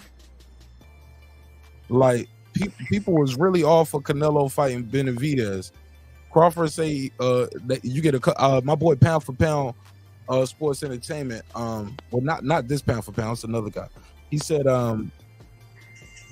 Crawford don't let the media gas him up or groom him into thinking he can beat Canelo, and he shouldn't have to go 2 weight divisions to get a big payday. That's the bad thing about boxing. This guy got to go up 2 divisions because it's no big money fights at 54 for him, especially if Charlo loses, right, and chooses not. Even if he fights Tim Tszyu, it's not the Canelo type bad. You get what I'm saying? Mm-hmm. Or the notoriety.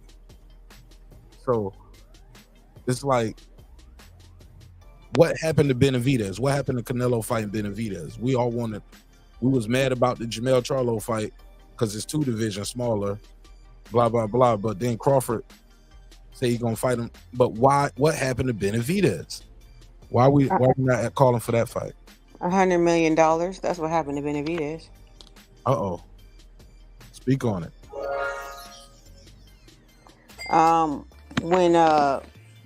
When Canelo went over there to PBC, I don't know what the talks were like. I don't know if he was offered the fights that he's going to fight, or what we speculate he's going to fight, or if he chose the fighters that he's going to fight. Because I will always remember, Canelo saying he doesn't want to fight Mexican fighters. I remember that. I don't know what, I don't care what people think or say about that. I remember hearing him say that he don't want to fight Mexican fighters. And at the same time, they say, well, he don't fight slick black fighters. I mean, some people would consider Charlo a slick black fighter. Some people wouldn't. But, you're getting kind of what you want if you do believe that. So we don't know. Like, I mean, it looks like he's going to fight both the Charlo brothers. And Canelo like to beat up brothers, right?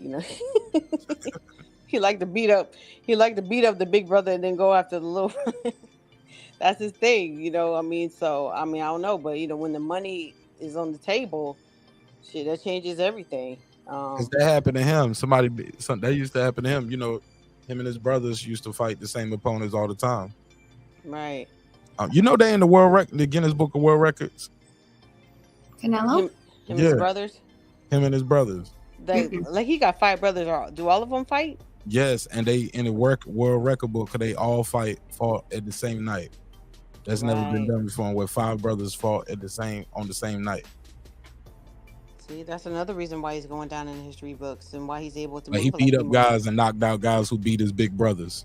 The little brother went and knocked out these dudes to beat up his brothers. Ain't it crazy? Went on a revenge tour. So he beat them all up. He beat all that. He got to get back for his brothers all the time. He done it more than once, if I'm not mistaken. Might have done it more than, I just don't know all the guys, but I know he's done it at least twice. What do y'all think about how Jermall Charlo looked in that little interview? I think he looked like all my life I had to fight. Like, he looked toe up. Like he looked like he is going through it. Like he is in no shape to fight Canelo or pretty much anybody. You talking about Jamel? Yeah, Jamal. Jamal. Oh, in that interview, how he looked? Yeah. What? I'm always still gonna confuse the twins. No. But no, Mel is the undisputed who's fighting Canelo. He's undisputed at 154. Maul is at 160, who's holding up the fucking that WBC belt because Mauricio Sullivan is allowing him to for whatever reason. While he's going through personal problems or whatever. So that dude looked like he looked like the old folks say. He looked like he been what they say. I can't remember what they're saying. Like he's been rode wet and rolled wet or whatever they used to say. Like he looked like he been what? He just said, put away wet and rolled dry or whatever the shit. Like he looked like he been like worn out. Like he been through the damn thing and for whatever reason. But like he seemed like he need to go talk to somebody and get some help. Like he don't look like he's ready to fight nobody. He definitely don't need to be training with no motherfucking Roy Jones. I don't know what Roy Jones could do for his Who is training with Roy Jones right now? Jamal Charlo. He's in Pensacola. He's That's in what he said in the Florida? interview. No, he didn't. Yeah, he did. He said that who's his trainer again? Jamal. I thought it was Ronnie Shields. Ronnie Shields sent him to fucking Roy Jones and told him he need to train with Roy Jones. So he's over there in Pensacola. He was in Pensacola at the interview talking about he been, politicking with the family and he likes the vibe over there and all that kind of shit. Where was you, Mark? Oh, Mark, what's gonna happen now? I thought they were just, you know how sometimes you get these fighters with the trainers and sometimes they just, it's almost like a photo op. We work a little bit, we moving around a little bit, but that don't mean Nonito Donaire is my trainer. No. We went to Boots' camp, and Bozy was doing mitts with Nonito, and then everyone was like, "Oh, Nonito's gonna be training with Bozy." We're like, "What are you talking about? We're just here for like the freaking weekend. Calm down." Yeah, we working out and people taking pictures. Nah, but that ain't the case. That man said he's over there training with Roy Jones. So he sent him over there, that's where he at now. That's what he said. Shout out to he was living in the house though. I thought he living in Roy Jones' house. So is that the one living in Roy Jones' house? That's the ranch. Is that That's the one with Michael Williams Jr. Was that? Yeah. Mark feels some type of way about that. What? I said you feel some type of way about that. I don't. I feel nothing about it. I have nothing. I promise. I feel. If you were on cam right now, your face would have said everything. He said, "What? What happened?" I'm laughing because the irony of it is that according to him, Roy is hardly ever there. Remember, even when he is there, he ain't got no champions in his motherfucking roster. So what are you doing over there? The goats, foodie. What'd you say? He said my sons with the roosters, the chickens, and the goats. He said Roy was always gone. Roy did tell him, "Hey, look, this what I need." I remember that when you put do that this shit right here. So that little combination that we saw him do on camp, let Mike Williams tell it. Roy, do that shit for a week. I see you on Friday. We're gonna spar. Double jab right. He need to be. Well, I was about to say he need to be getting with Bomac, but you can't get with Bomac right now because. But he ain't no Charlo either, so that's a little different. So who ain't no Charlo? Maybe he got a little bit more attention. Maybe Michael Williams. Maybe he wasn't no Charlos. Maybe he got a little bit more attention. Fair for the Charlos than he do for him. Well, that ain't what they said about it. That's not what his daddy got on Mark Shannon said. Yeah, but he's an up and coming fighter. Like the cash flow as far as like the purse of a 10% of the Mike Williams versus a Charlo fight versus Canelo is. Yeah, and a guy knowing what it's like to fight at the championship level and know what it takes to do that, and has done it several times successfully too, right? Yeah, but he has not produced any champions. Like you seen what happened when who's the boy over there in the UK that went over there to Bomac and he beat Beefy. No, I always get Mike. I get the Ben Eubank. and what's Eubank. Yeah, Chris Eubank Jr. Mm-hmm. He had to leave Roy to be able to get the results that he was looking for. So why would you follow up and go over there? I mean, it could work for him just because it don't work for everybody else. I mean, maybe it works for him. I don't know. We'll see. Bullshit. Maybe it works for him. We'll see.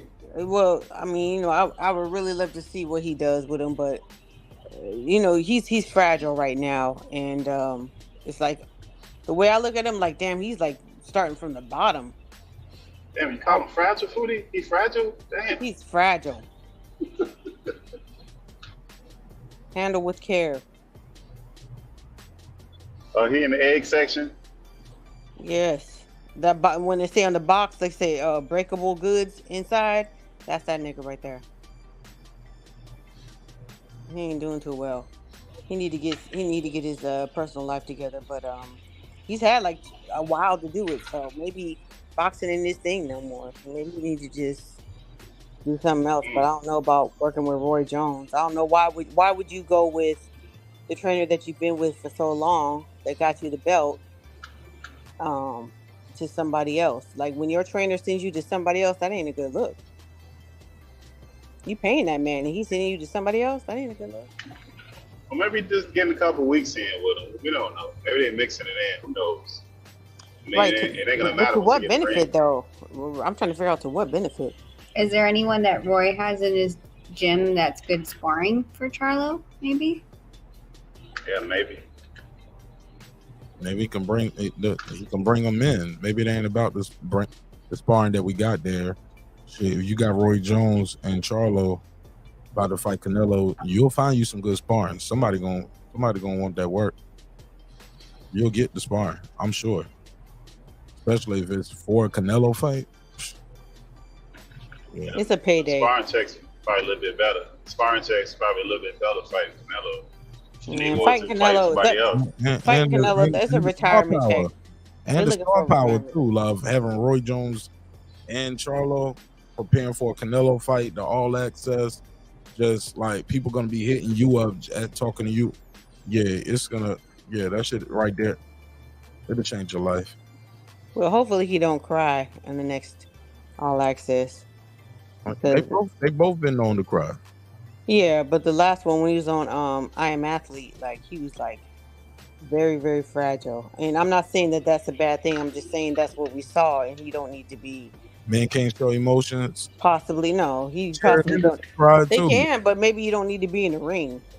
You know. It was baiting those Foodie like that. Brandon, what's his name, was baiting him into that crying shit. What's the guy name that Brandon Marshall? Yeah, no, he ain't bait him. Yeah. He got on his level. He was already on that level. He got him on it. Yeah, he always be on that mental health stuff. Yeah, well, you should be on that mental health shit because he needs some mental health help. I know what you're talking about.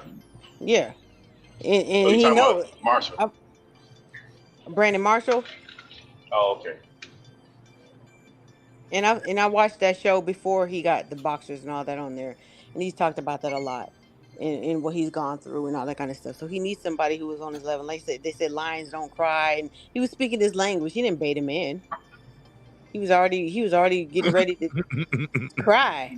My man say he baited him, fool. He made him. Ain't no damn bait him.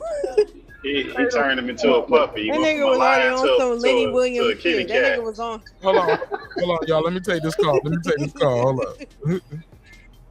561. Tell him your name. Where you from?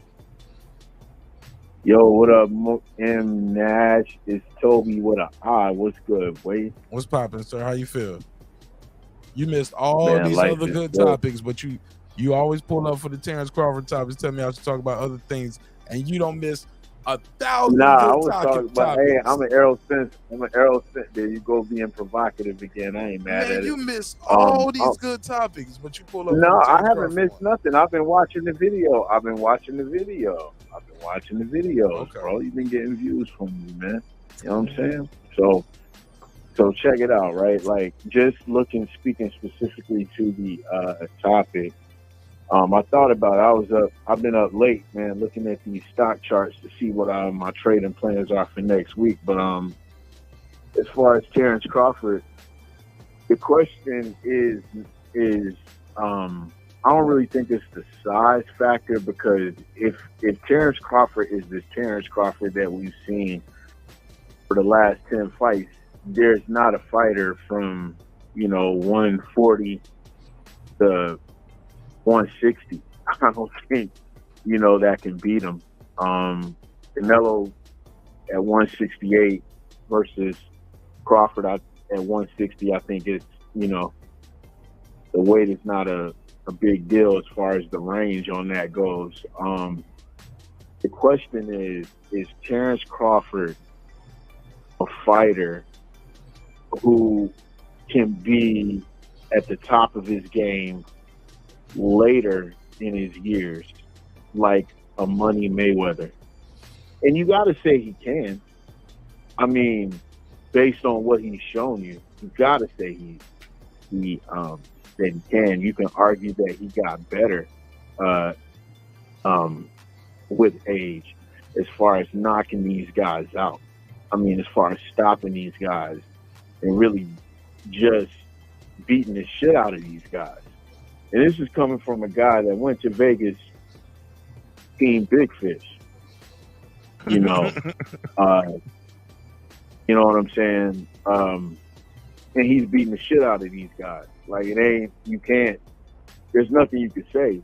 I would favor him in a fight against Canelo. Against Charlo, I think Charlo would be more of a challenge than Canelo, actually, to be honest with you. In terms of right. Charlo's athleticism. All right, so my question for you is Canelo versus Crawford the biggest fight in boxing? You would have to say at a glance, yes. We can think of some other matchups, right, that are mythical at this point. Shit like Shakur Stevenson versus Tank Davis, right? You think that'll be bigger than? But then again, that's not. But that's not Canelo. But that's not Canelo. I'm tripping. That's not Canelo. Yeah, because Tank ain't Canelo. Is going to bring Canelo's bigger than Tank, and Crawford is bigger than Shakur. You get what I'm saying? Well, they're bigger outside of boxing. I mean, I think inside of boxing, Shakur Stevenson and Tank Davis is probably a bigger fight to us. Yeah. Right. You understand what I'm saying? I got you. I guess it ain't undisputed though, but I get where you're coming from. I understand both sides. Yeah. I mean, it is a bigger fight. It's gonna make more money. Canelo and Terence Crawford is gonna make more money. It's more on the line because his title's on the line. Right now, Tank don't have no titles, no the Shakur.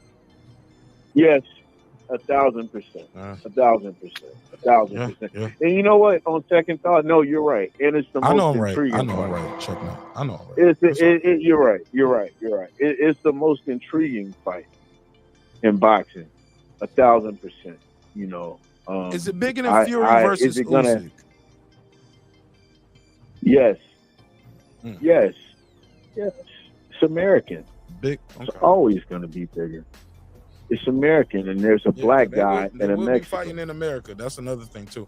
I said this. I definitely say this. And this the foodie, Rachel Pittsburgh T. Even if it's not the biggest fight in boxing, it's the next biggest, or it's probably the last biggest pay-per-view that we got in boxing in America that we gonna go to, because none of us probably taking that trip to Saudi. We ain't taking that trip. The reason why I say these fights are not the biggest fights, and I say Shakur and Tank, is because it's Shakur and Tank is a fight that we can't do without. You understand what I'm saying? We can do without Canelo versus Terence Crawford. It'd be nice, but it's not like if we don't get it, we would be like, man, that's some bullshit. We didn't get it. You know what I'm saying? If we don't get Shakur versus Tank, we would say that's some bullshit, bro. How these two motherfuckers didn't fight? Right? Yeah. All right. Well, I appreciate you, man. You got anything else you want to add to the conversation before I let you go? Nah, man. I'm trying to figure out where how Bud cheated? How I want to bet it. Let me ask you this: you think Bud cheated? Fuck no. Victor Conte snack. Fucking man. Okay. That's ignorant. That's ignorant. That's ignorant. Come on, man. That's what they saying, Don't man. do that. Bud, do you think Bud should have even responded? Bud put this tweet out. Did you see the tweet? Yeah. And he listen, said, so now I'm juicing. He said, why I you just can can't test me be great? anytime. You can test me.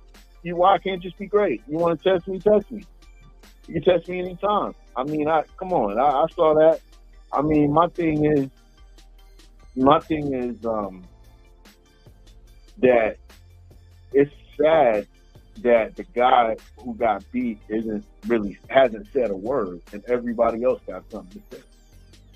You know what I'm saying? It's like, it's a classic. It's like some high school shit. Yeah. All right. Everybody like the dude like I'm gonna pause in advance and say it's like two people, a dude and a girl, right? Like the flyest dude in school and the baddest chick in school, right? They like each other, and everybody know they talk, and everybody talking about their business. You know what I'm saying? It's like some high school shit. The motherfuckers, the dude who got shit going on with the shit ain't talking. He ain't saying shit. He ain't saying nothing. He's got nothing to say. You understand what I'm saying? Like, why does everybody else have to have an opinion? At the end of the day, you're going to get the rematch, and you're going to watch it. You're going to buy it. Maybe I'm not going to Vegas to see it. I'm not going to fly out there to go see it. I was at the first one, but I'm not going to the second one. But I don't, to just, to put Bud down. And low key, I knew what was up. I knew what Errol was getting himself into, but I was still betting with Errol. And as far as the rematch, do I think it's going to be a better fight? I do. I absolutely do. Do I think Errol? You put money on it? You got money on it? You got money on it, bro? Or you want to? Want to take any bets with me? Negative. All right. Well, shit. No. I had that. All right. Well, I appreciate you, man. I can't. Okay. You know what I'm saying? But be easy, bro. All right, man. I appreciate you, bro. Later, in that. My man. All day. Later, bro. Shout out my guy Toby with an eye from Florida. All right, go ahead. Let's get back to the pen. Hey, I got a different question, Mark. Do y'all think that Fury's going to come back and fight regular boxers? Because it's rumored that after this fight, he's going to fight John Jones. And it's probably going to be some crazy pay-per-view numbers. You think he's coming back to boxing? I heard him say he want to fight John Jones. That's crazy. Yeah, that's what I'm saying. So I don't think he's coming back to boxing. He said, I don't give a damn about Undisputed. He said if he want Undisputed and he's willing to take a lower percentage, he said the low percentage, the lowest. He said I'm the guy. He said don't nobody care. And he's right though. People ain't really. Nobody really pressing him about Undisputed. He's able to do whatever he wants to. Yeah, he got them UFC fighters. He got that Netflix deal. And he into the cash now. He finna beat up on some UFC fighters right off into the payday. He said, should Usyk just take a lower cut just to get the opportunity in the fight if you really think you can beat the guy? But go ahead, Foodie, Rachel. What do y'all think? I think Usyk was willing to take a lower cut from the beginning, from the jump, when they first started having the conversation about the fight. Oh, I didn't know. But he ducked. But Fury wasn't interested in anyway. So that's what makes me feel like he's concerned about losing his belt and his status to a fighter like Usyk. What was the amount? Because all I remember was Usyk kept saying, greedy belly. Yeah. You want everything. He was like, you want to take everything. Greedy belly. I can't remember what the amount was. But I think the measure came out. Abnormal percentage though, right? It was. Yeah, it wasn't no 60-40 or even 70. It was like, I don't know what it was. It was take whatever we give you. It was he gave him that first man's deal. 64. I'm like 80-20 a nigga. Undisputed. And you got 3 of the belts. I had to get 80, 90-10. Matter of fact, take a flat fee. And then they were saying that the Saudis were. They were saying that the Saudis were going to give him some good money, like I don't know, like split $100 million or some shit. Like we ain't splitting that 50-50. It's $100 million in the pot. 85-15, Fury Wade. Me Wade, 85-15. Yo, Fury going crazy there. He never made this kind of money in his life. Well, I'm interested, like, I'm trying to figure out which one, I mean, you know, what's better, because who, you know, you got a boxer fighting a UFC fighter. Does the UFC fighter even know who Fury is? Like, the fans, do they even know who he is? And then, Yeah, he's popular. He's popular. The UFC guy's real popular. Yeah, Francis Ngannou is very popular. And Yeah, and he's now way he's popular. paired himself no, I'm with saying, Mike do they Tyson. know who Fury is? Shit, they know Mike Tyson over there with Ngannou helping him out. So that's another. Oh, yeah. So you And got Fury Mike got on Netflix. Remember, Fury got an old thing on Netflix on the first page. As soon as you log on, you right there. Yeah, he got a show on Netflix, getting people familiar with him. You know. Yeah, but that's probably watched by more boxing fans than UFC fans, is what I'm saying. Shit, that's gonna get some casual fans just because you just see his luxury of his life and pulling up in the Rolls Royces and flying over jets and. They've all seen that shit before. That doesn't know. No, not just that, but his battle. But them kids are the star of the show too. Like it's like those kids are funny as hell. They be out there, they be giving their mom the middle finger. His dad is crazy. They got Tommy Fury and his story with his reality star wife.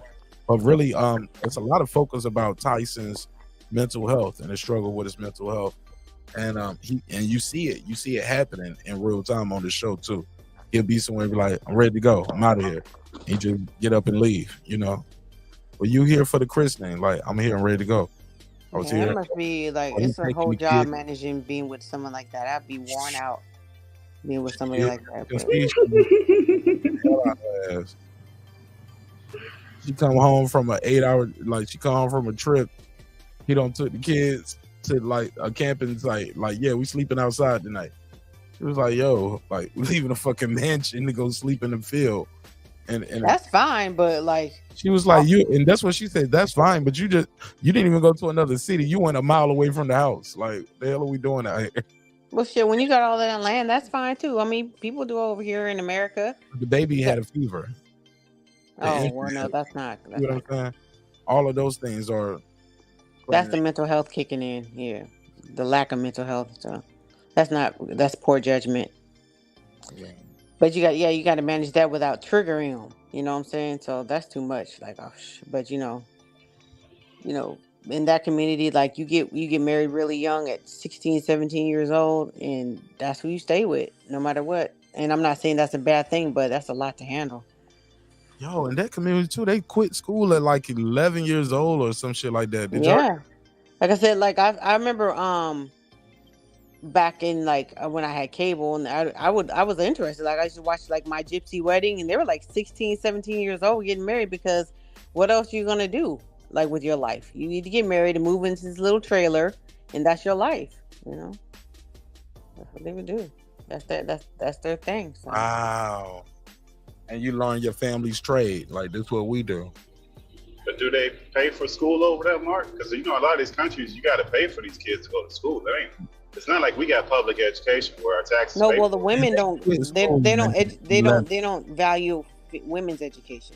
So, but in their grades, though, they quit school and you take up you learn your trade of your family. You basically start your apprenticeship. You follow your parents around. Which isn't a bad thing for them, because they stay within their bubble, their community. But if you had to compete against, the world market, then they wouldn't do too well. So if you want to leave that bubble, like with the Amish, you know what I'm saying? They do fine as long as you stay in their little Amish community or any other subculture. The the Ashkenazi Jews up there in New York, as long as you stay within that little bubble, you're fine. You'll do well. The Christian fundamentalists.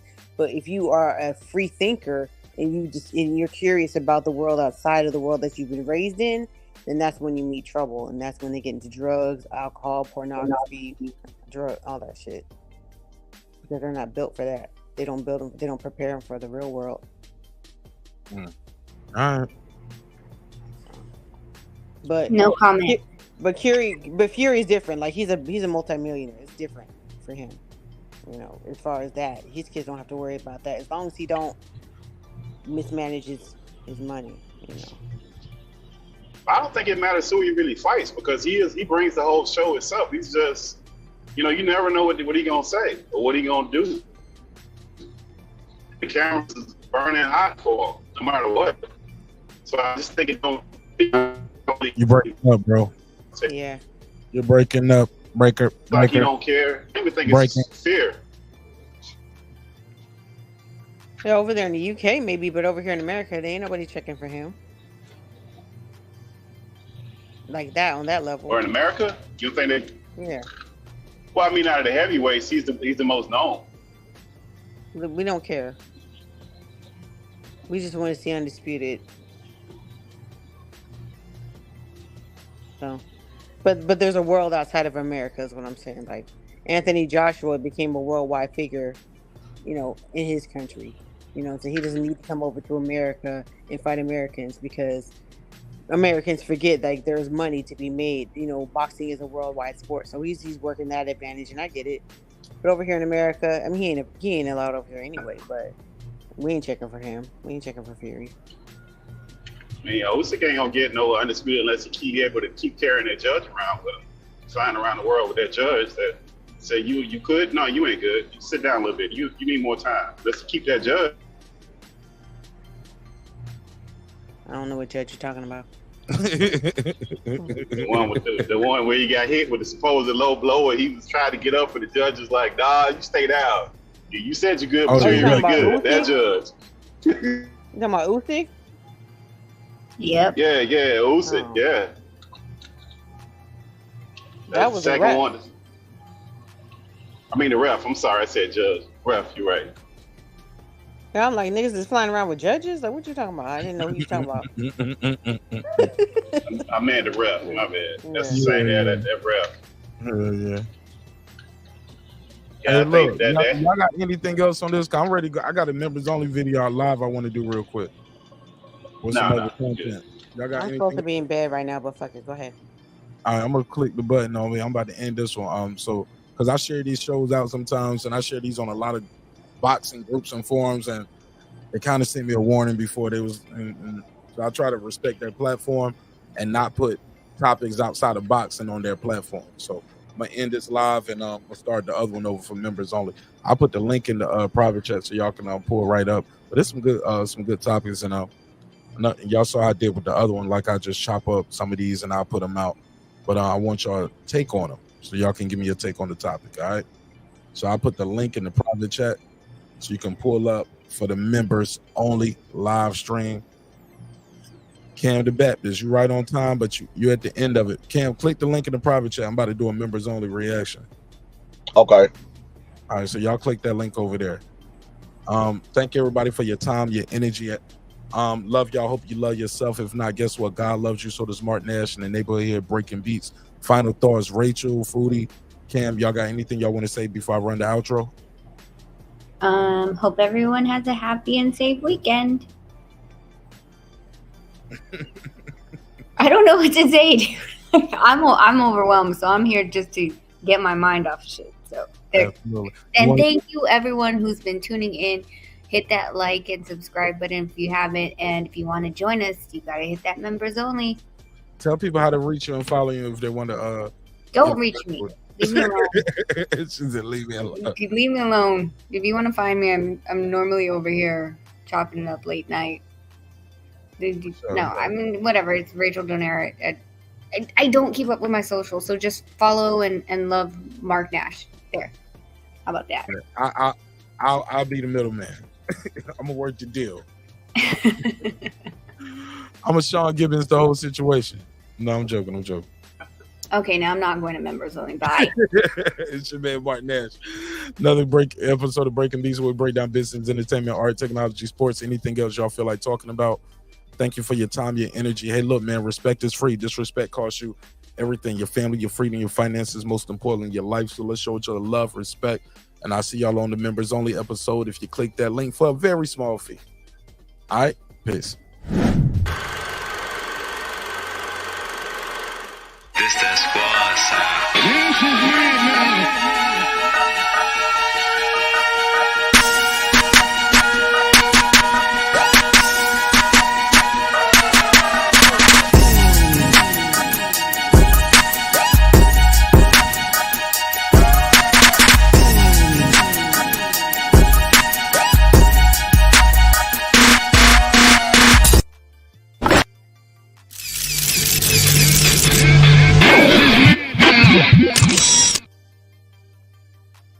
Only starts now.